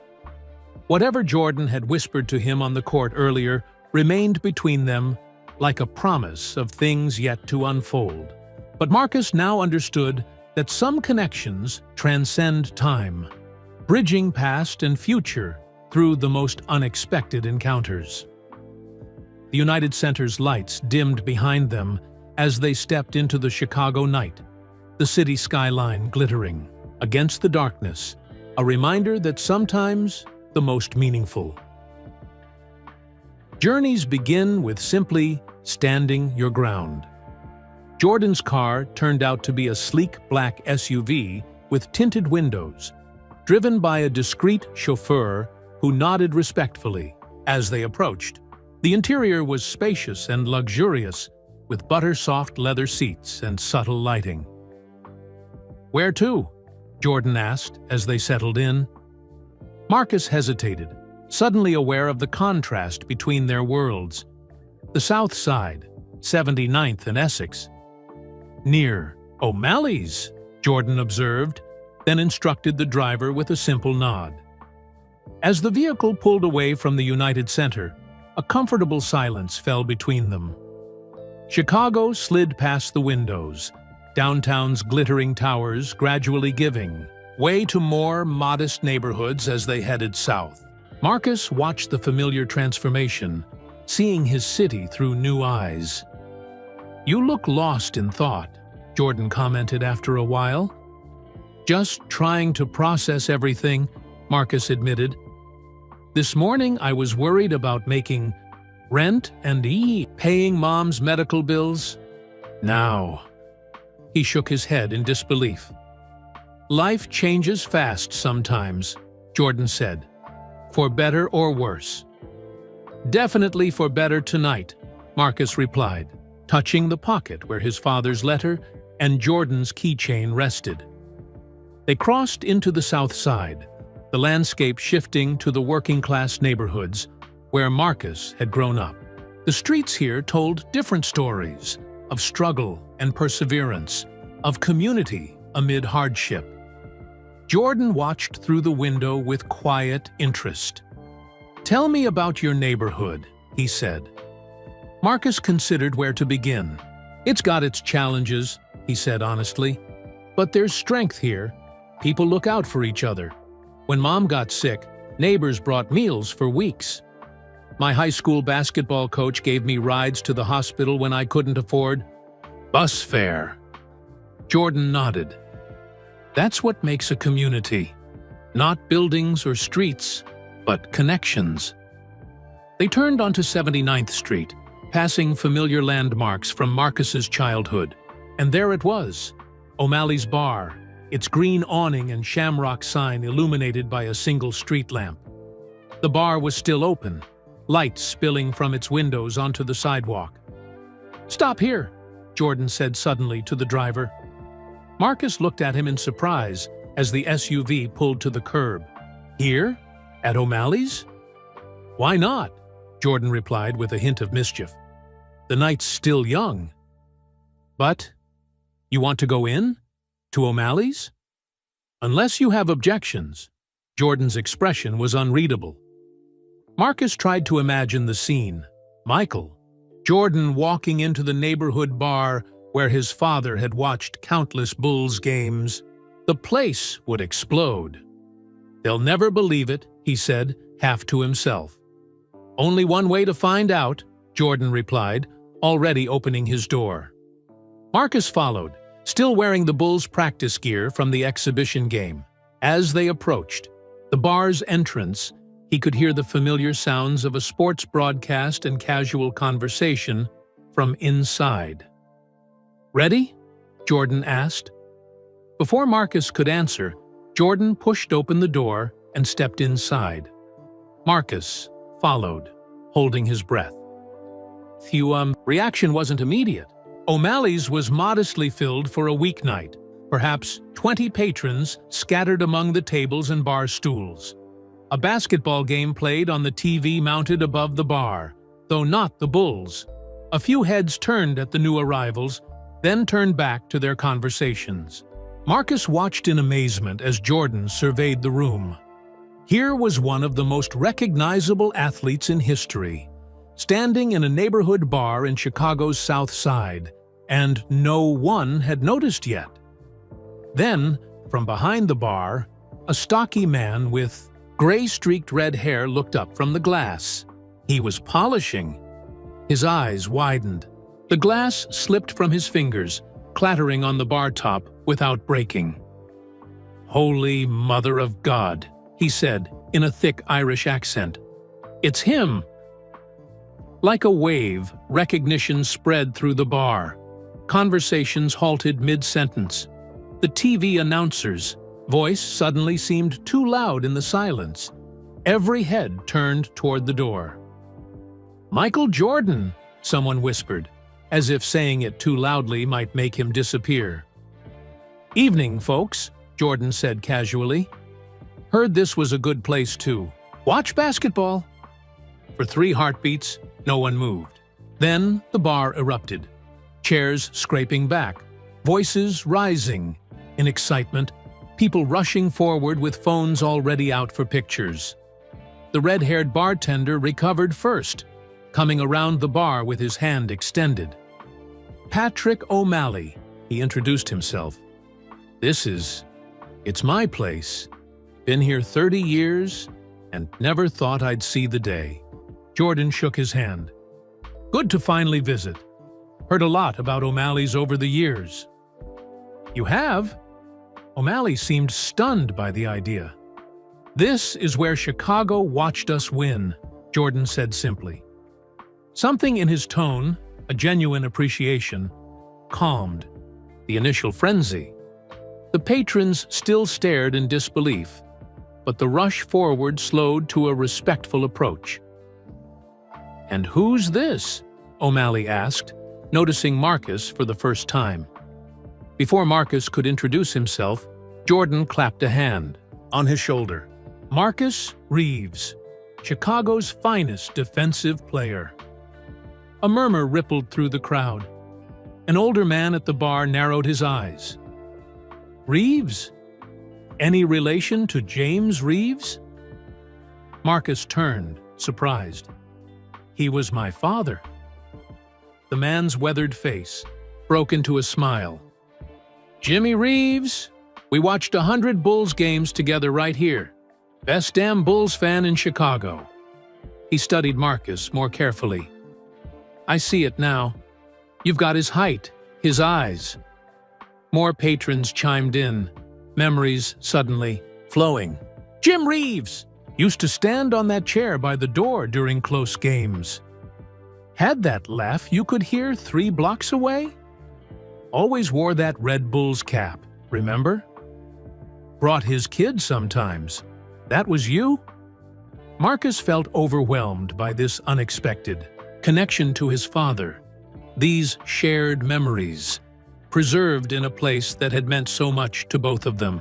He glanced at Jordan, who watched with quiet satisfaction, as if this were exactly what he'd hoped would happen. O'Malley cleared a path to the bar. "Whatever you're drinking, it's on the house, both of you." "Just water for me," Jordan said. "Still technically working tonight." "Same," Marcus added, conscious of being in his old neighborhood while wearing Bulls practice gear, standing next to Michael Jordan. They settled at the bar, surrounded by patrons eager to share their Bulls memories. The initial shock of Jordan's presence gradually gave way to something warmer, an appreciation for what his visit meant to this neighborhood establishment. "We had your flu game on right there," O'Malley said, pointing to where a newer, larger TV now hung. "Place was so packed we had to lock the doors. Fire marshal would have shut us down if he'd seen it." "Best night this bar ever had," added another longtime patron. "Until now, maybe." Jordan listened to their stories with genuine interest, occasionally asking questions that showed he was truly engaged. He wasn't just tolerating this unplanned stop. He was embracing it. "What brought you here tonight, of all nights?" O'Malley finally asked the question on everyone's mind. Jordan nodded toward Marcus. "Ask him. It's his story to tell." All eyes turned to Marcus, who suddenly felt the weight of the evening's events. How could he possibly explain what had happened? Where would he even begin? "I was working security at the charity gala tonight," he started, deciding simplicity was best. "My first day on the job. Mr. Jordan arrived without his credentials and I wouldn't let him in."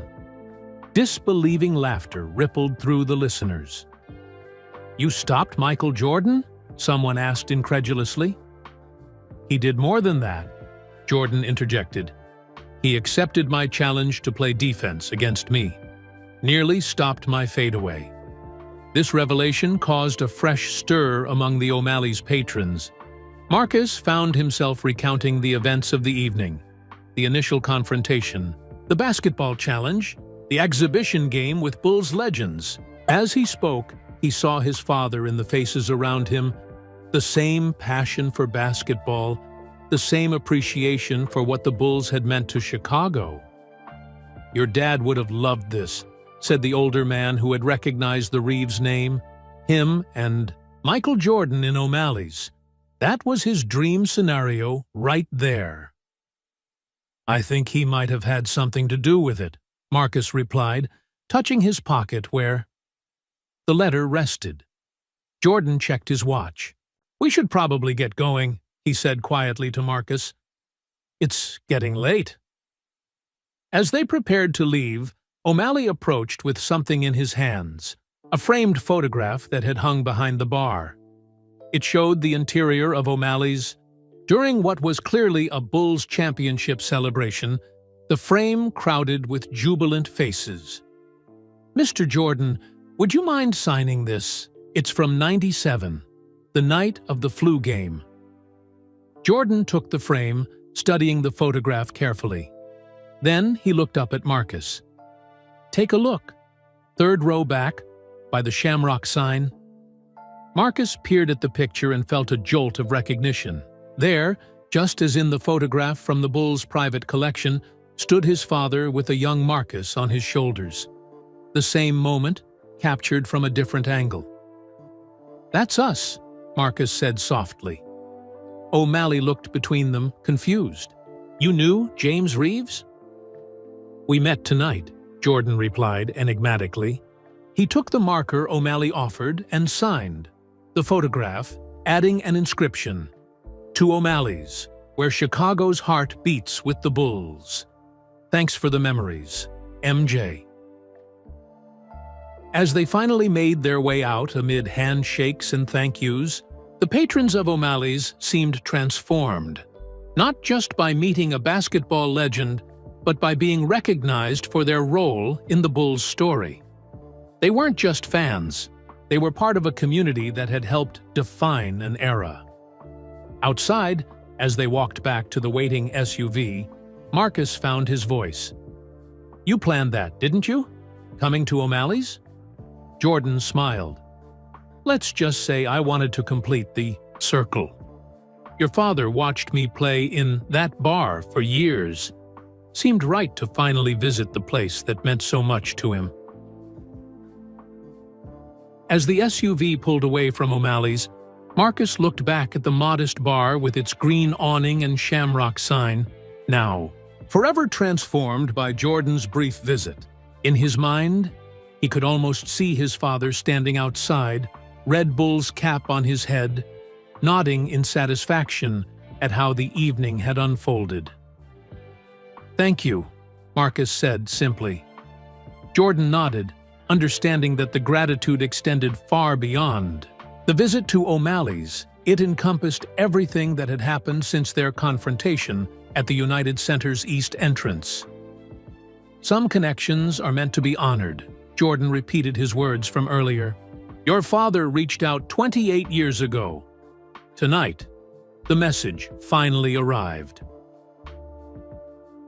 As the SUV continued through the Chicago night, Marcus realized that what had begun as a simple security check had become something profound, a bridge between past and present, between a father's hopes and a son's future, between a neighborhood bar and a basketball legend.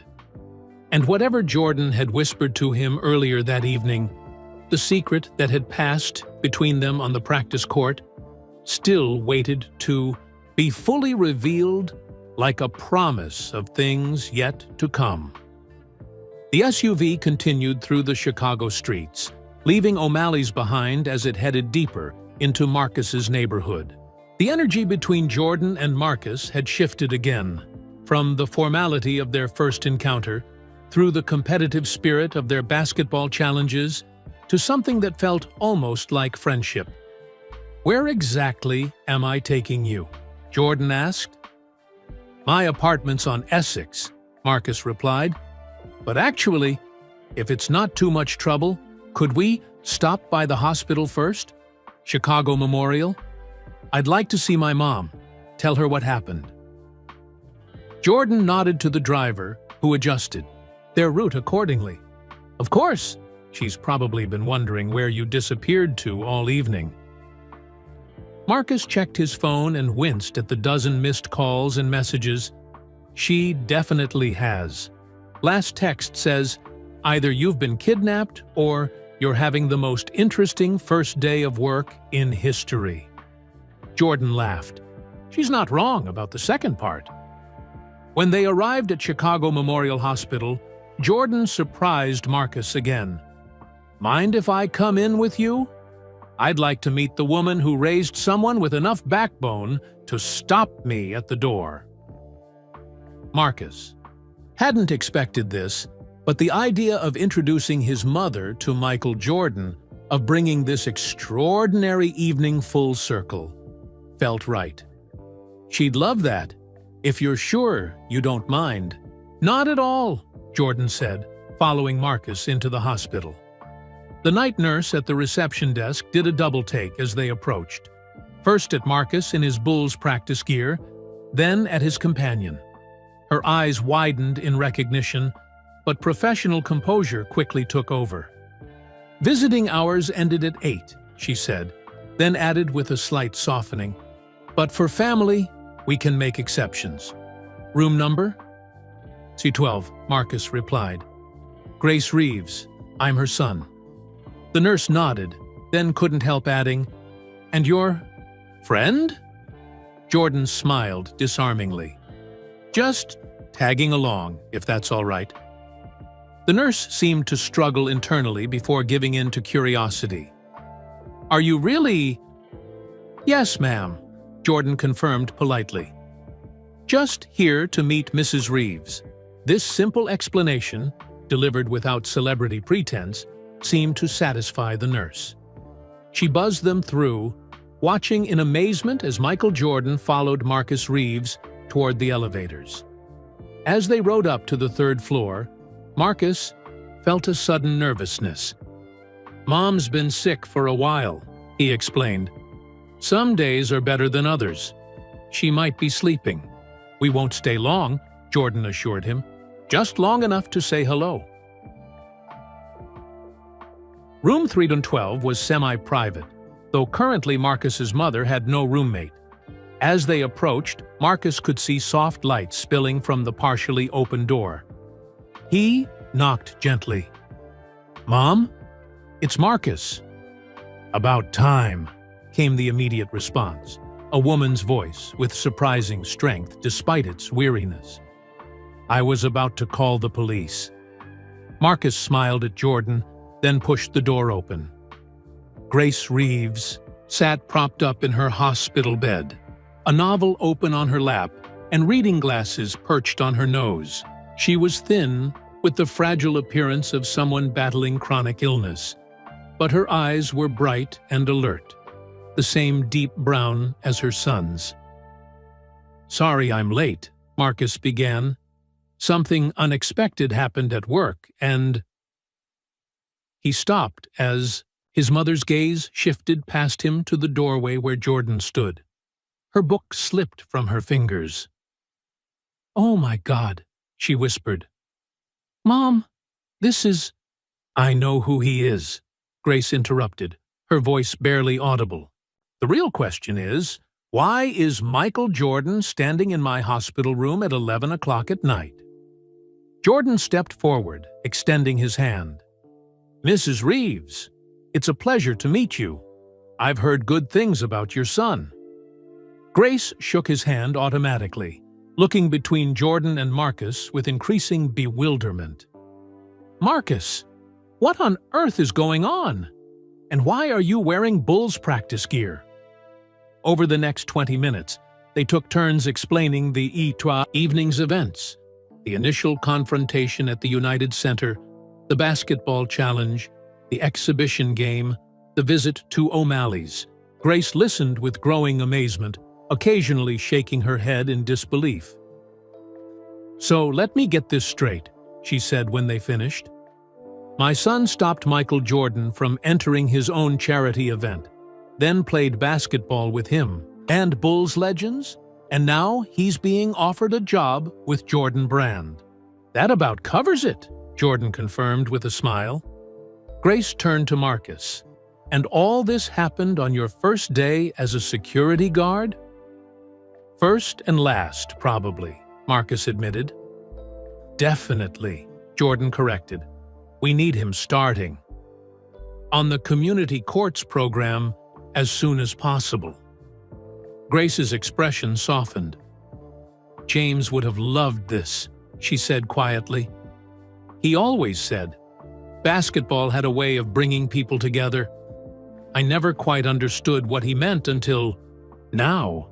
"Your husband was right," Jordan said. "It's more than just a game." "He wasn't my husband," Grace clarified. "We never married, but he was a good man and a wonderful father." She looked at Marcus with pride. "He taught our son well." "Yes, he did," Jordan agreed. There was a comfortable silence as Grace processed everything they'd told her. Finally, she fixed Jordan with a direct look. "And the medical bills? Marcus mentioned something about a special fund?" "The Jordan Foundation is expanding its mission," Jordan explained, "starting with families in neighborhoods where we're building community courts. Your treatment will be fully covered going forward." Grace's eyes filled with tears. "Just like that?" "Just like that," Jordan confirmed. "Why?" The question was simple, but profound. Jordan glanced at Marcus, then back to Grace. "Let's just say I'm honoring a connection that began long ago. Your family's story and mine have been intertwined longer than any of us realized." Marcus pulled the letter from his pocket. "Dad wrote to him, Mom, after the flu game. Sent a photograph of us at O'Malley's. It's been in the Bulls archives all these years." He handed the letter to his mother, who read it with trembling hands. When she finished, she looked up at Jordan with new understanding. "He never told me about this letter," she said softly. "But it sounds exactly like James, always believing in the power of connection, always seeing basketball as something that could bridge divides. Smart man," Jordan said simply. A nurse appeared in the doorway, apologetically pointing to her watch. Understanding the signal, Jordan rose to leave. "It was an honor to meet you, Mrs. Reeves," he said. "Your son made quite an impression tonight. Now I see where he gets his strength." Grace smiled through her tears. "Thank you for bringing him to see me. and for everything else. As they prepared to leave, Jordan reached into his pocket and pulled out a business card, handing it to Grace. "My personal assistant's number. If you need anything at all, call this number, day or night." Marcus walked Jordan back to the elevator, overwhelmed by the generosity being shown to his family.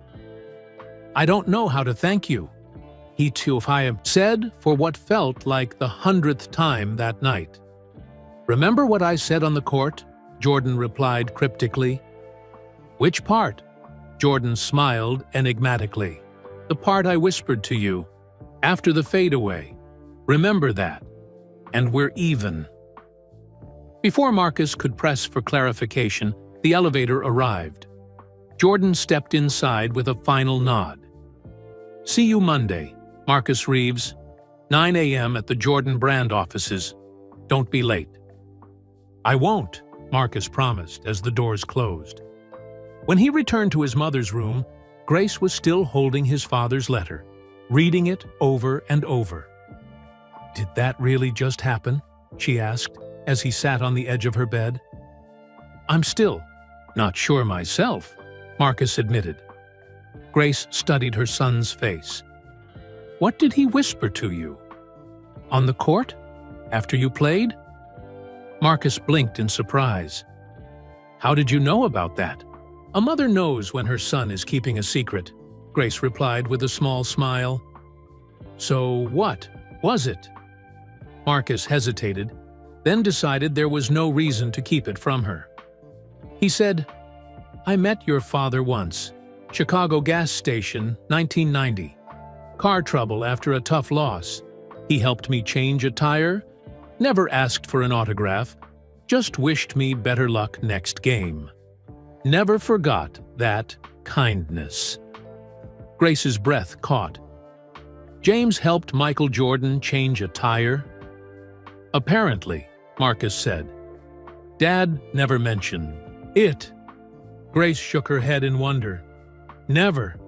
That wasn't like him. He told everyone about every Bulls encounter he ever had." She thought for a moment. "Although, there was one time he came home late from work, unusually quiet. When I asked what happened, he just said he'd helped someone who needed it, and that some things weren't meant for sharing." "That must have been it," Marcus said softly. "So, all these years later," Grace began. "All these years later, Jordan remembered that kindness," Marcus finished. "And when he saw Dad's keychain, something clicked." They sat in contemplative silence, both processing the extraordinary chain of events that had connected their family to a basketball legend across decades. A simple act of kindness repaid in ways James Reeves could never have imagined. "What happens now?" Grace finally asked. "I start a new job on Monday," Marcus replied, the reality still sinking in. "Working on Jordan's community courts program. Better pay, better hours," he smiled. "And your medical bills are covered." Grace squeezed his hand. "Not just that. What happens with you?" "This changes things, Marcus. You've been stuck in neutral since your father died, taking whatever jobs came along, putting your own dreams on hold to take care of me." "Mom." "No, let me finish," she insisted gently.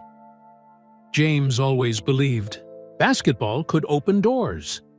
Not just playing the game professionally, but the connections it creates, the communities it builds. Tonight proved he was right."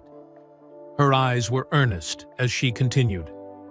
"So the real question is, what do you want now? What doors will you walk through?" The question hung in the air between them, profound in its simplicity.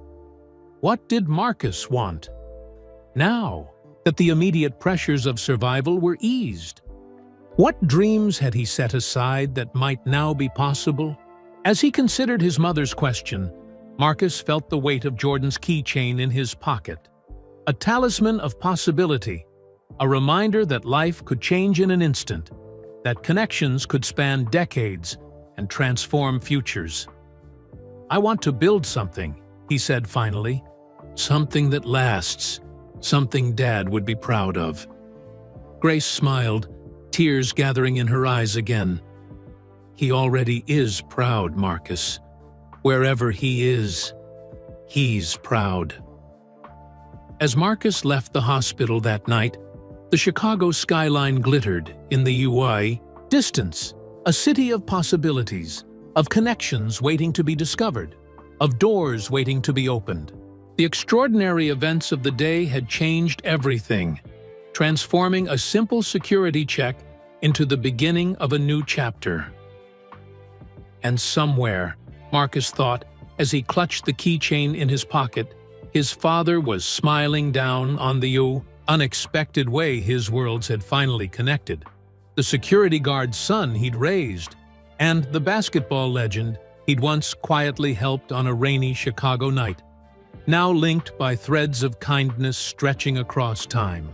"Visiting hours ended at 8, she said, then added with a slight softening, "But for family, we can make exceptions." "Room number?" 312, Marcus replied. "Grace Reeves. I'm her son." The nurse nodded, then couldn't help adding, "And your friend?" Jordan smiled disarmingly. "Just tagging along, if that's all right." The nurse seemed to struggle internally before giving in to curiosity. "Are you really?" "Yes, ma'am," Jordan confirmed politely. "Just here to meet Mrs. Reeves." This simple explanation, delivered without celebrity pretense, seemed to satisfy the nurse. She buzzed them through, watching in amazement as Michael Jordan followed Marcus Reeves briefly toward the elevators. As they rode up to the third floor, Marcus felt a sudden nervousness. "Mom's been sick for a while," he explained. "Some days are better than others. She might be sleeping." "We won't stay long," Jordan assured him. "Just long enough to say hello."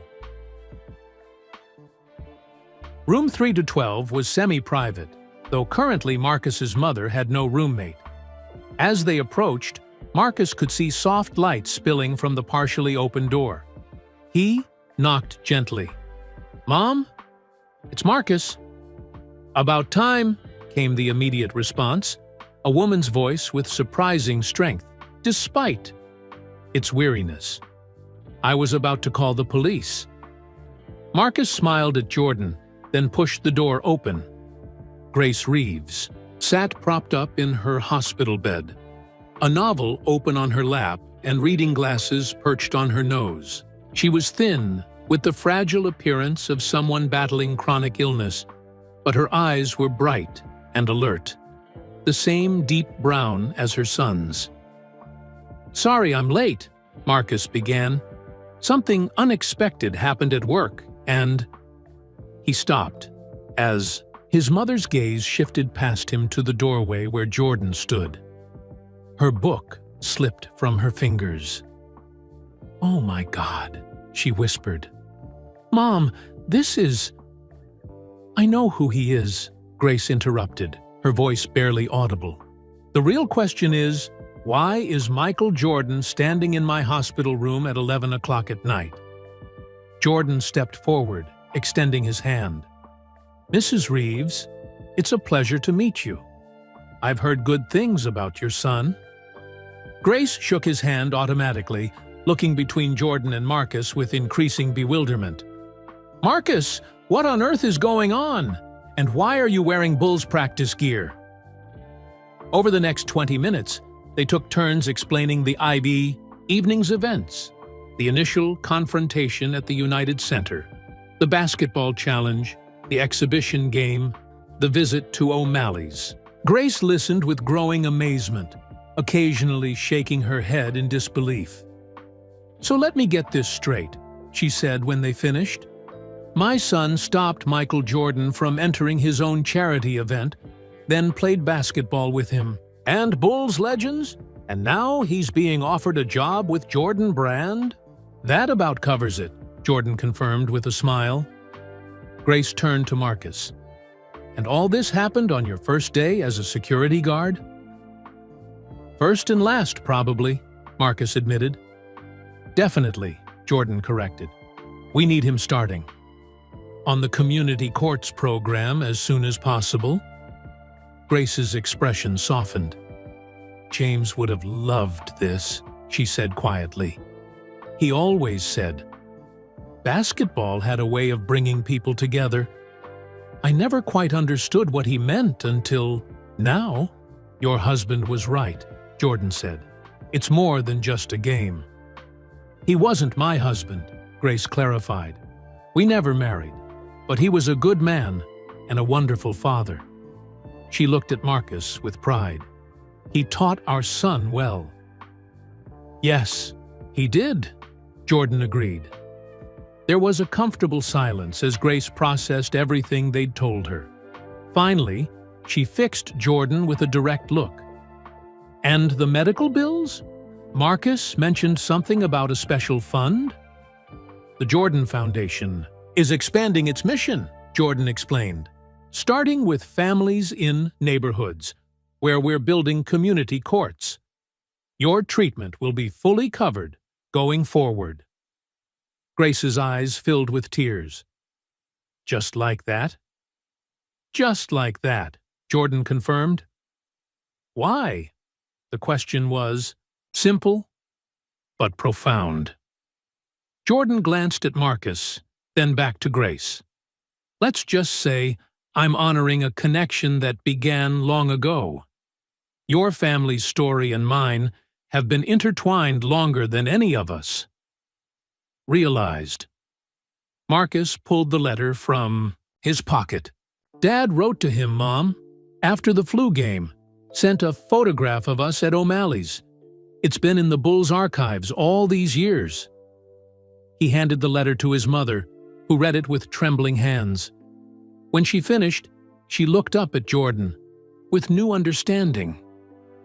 He never told me about this letter, she said softly, but it sounds exactly like James, always believing in the power of connection, always seeing basketball as something that could bridge divides. Smart man, Jordan said simply. A nurse appeared in the doorway, apologetically pointing to her watch. Understanding the signal, Jordan rose to leave. It was an honor to meet you, Mrs. Reeves, he said. Your son made quite an impression. Tonight. Now I see where he gets his strength. Grace smiled through her tears.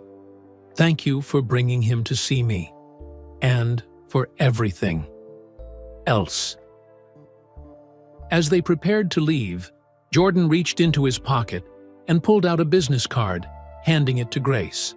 My personal assistance number. If you need anything at all, call this number, day or night. Marcus walked Jordan back to the elevator, overwhelmed by the generosity being shown to his family. I don't know how to thank you, he said, for what felt like the 100th time that night. Remember what I said on the court? Jordan replied cryptically. Which part? Jordan smiled enigmatically. The part I whispered to you, after the fadeaway. Remember that, and we're even. Before Marcus could press for clarification, the elevator arrived. Jordan stepped inside with a final nod. See you Monday, Marcus Reeves, 9 a.m. at the Jordan Brand offices. Don't be late. I won't, Marcus promised as the doors closed.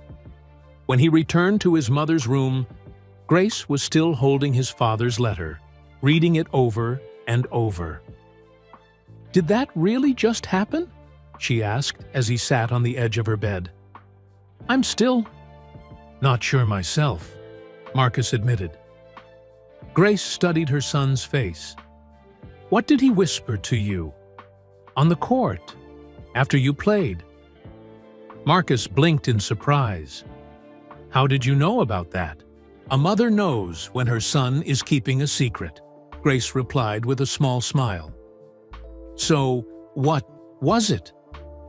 Marcus hesitated, then decided there was no reason to keep it from her. He said, "I met your father once. Chicago gas station, 1990. Car trouble after a tough loss. He helped me change a tire, never asked for an autograph, just wished me better luck next game. Never forgot that kindness." Grace's breath caught. James helped Michael Jordan change a tire? Apparently, Marcus said. Dad never mentioned it? Grace shook her head in wonder. Never. That wasn't like him. He told everyone about every Bulls encounter he ever had. She thought for a moment. Although, there was one time he came home late from work, unusually quiet. When I asked what happened, he just said he'd helped someone who needed it, and that some things weren't meant for sharing. That must have been it, Marcus said softly. So, all these years later, Grace began.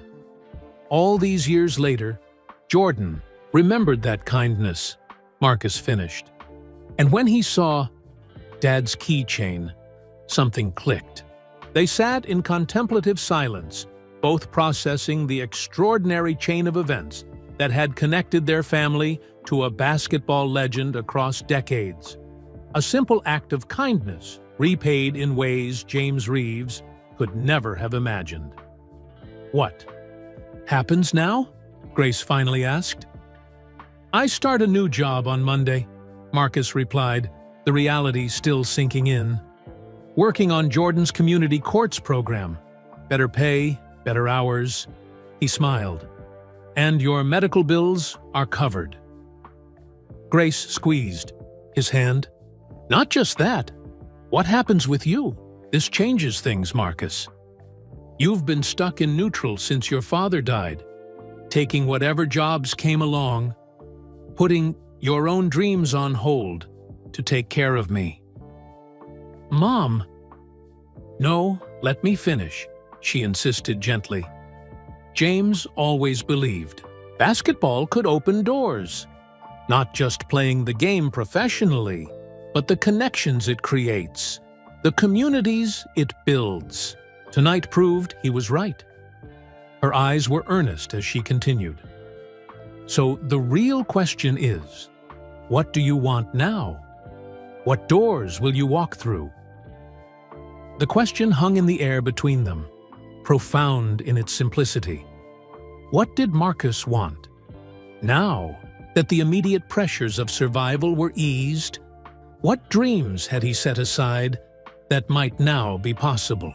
As he considered his mother's question, Marcus felt the weight of Jordan's keychain in his pocket. A talisman of possibility, a reminder that life could change in an instant, that connections could span decades and transform futures.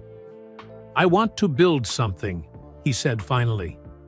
Something that lasts, something Dad would be proud of.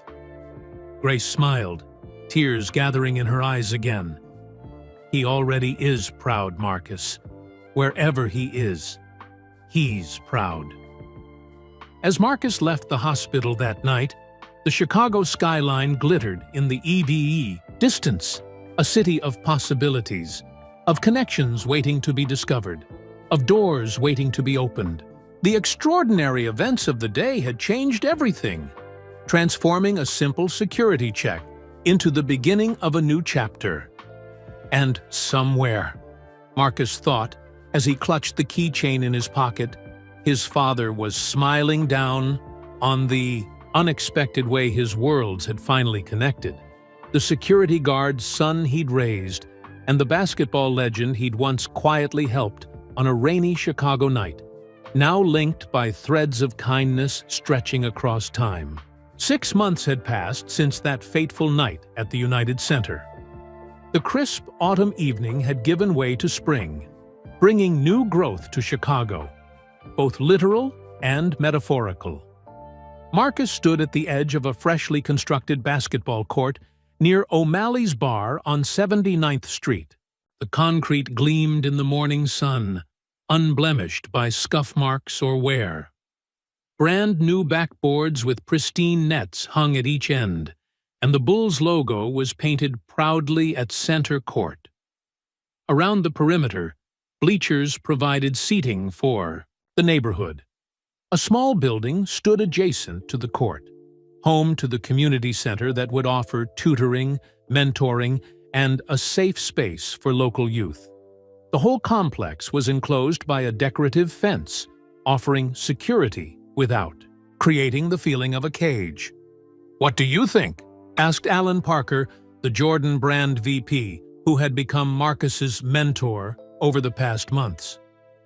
"It's perfect," Marcus replied, unable to keep the emotion from his voice. "Even better than I imagined." This was the first of 50 planned community courts, but it held special significance. Not only was it in Marcus's old neighborhood, near O'Malley's, where his father had watched countless Bulls games, but it would be dedicated later that day in a ceremony that many in the community had been anticipating for months.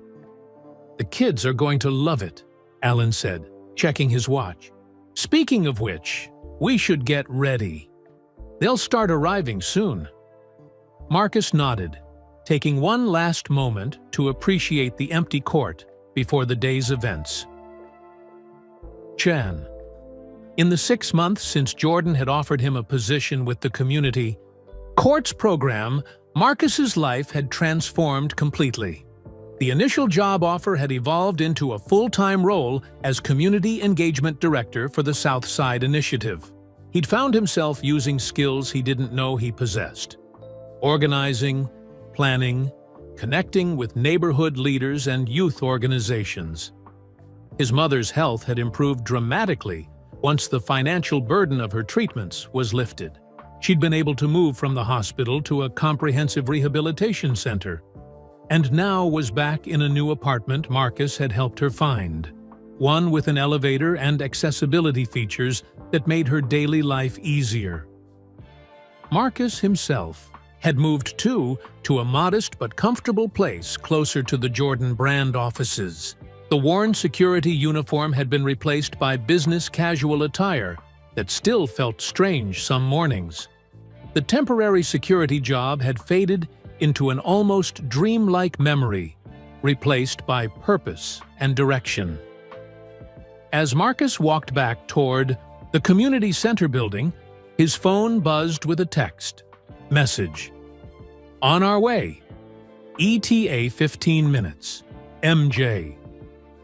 Some things, however, remained surreal, like having Michael Jordan's personal phone number or receiving casual texts from the basketball legend who had become not just an employer but a mentor and, surprisingly, a friend.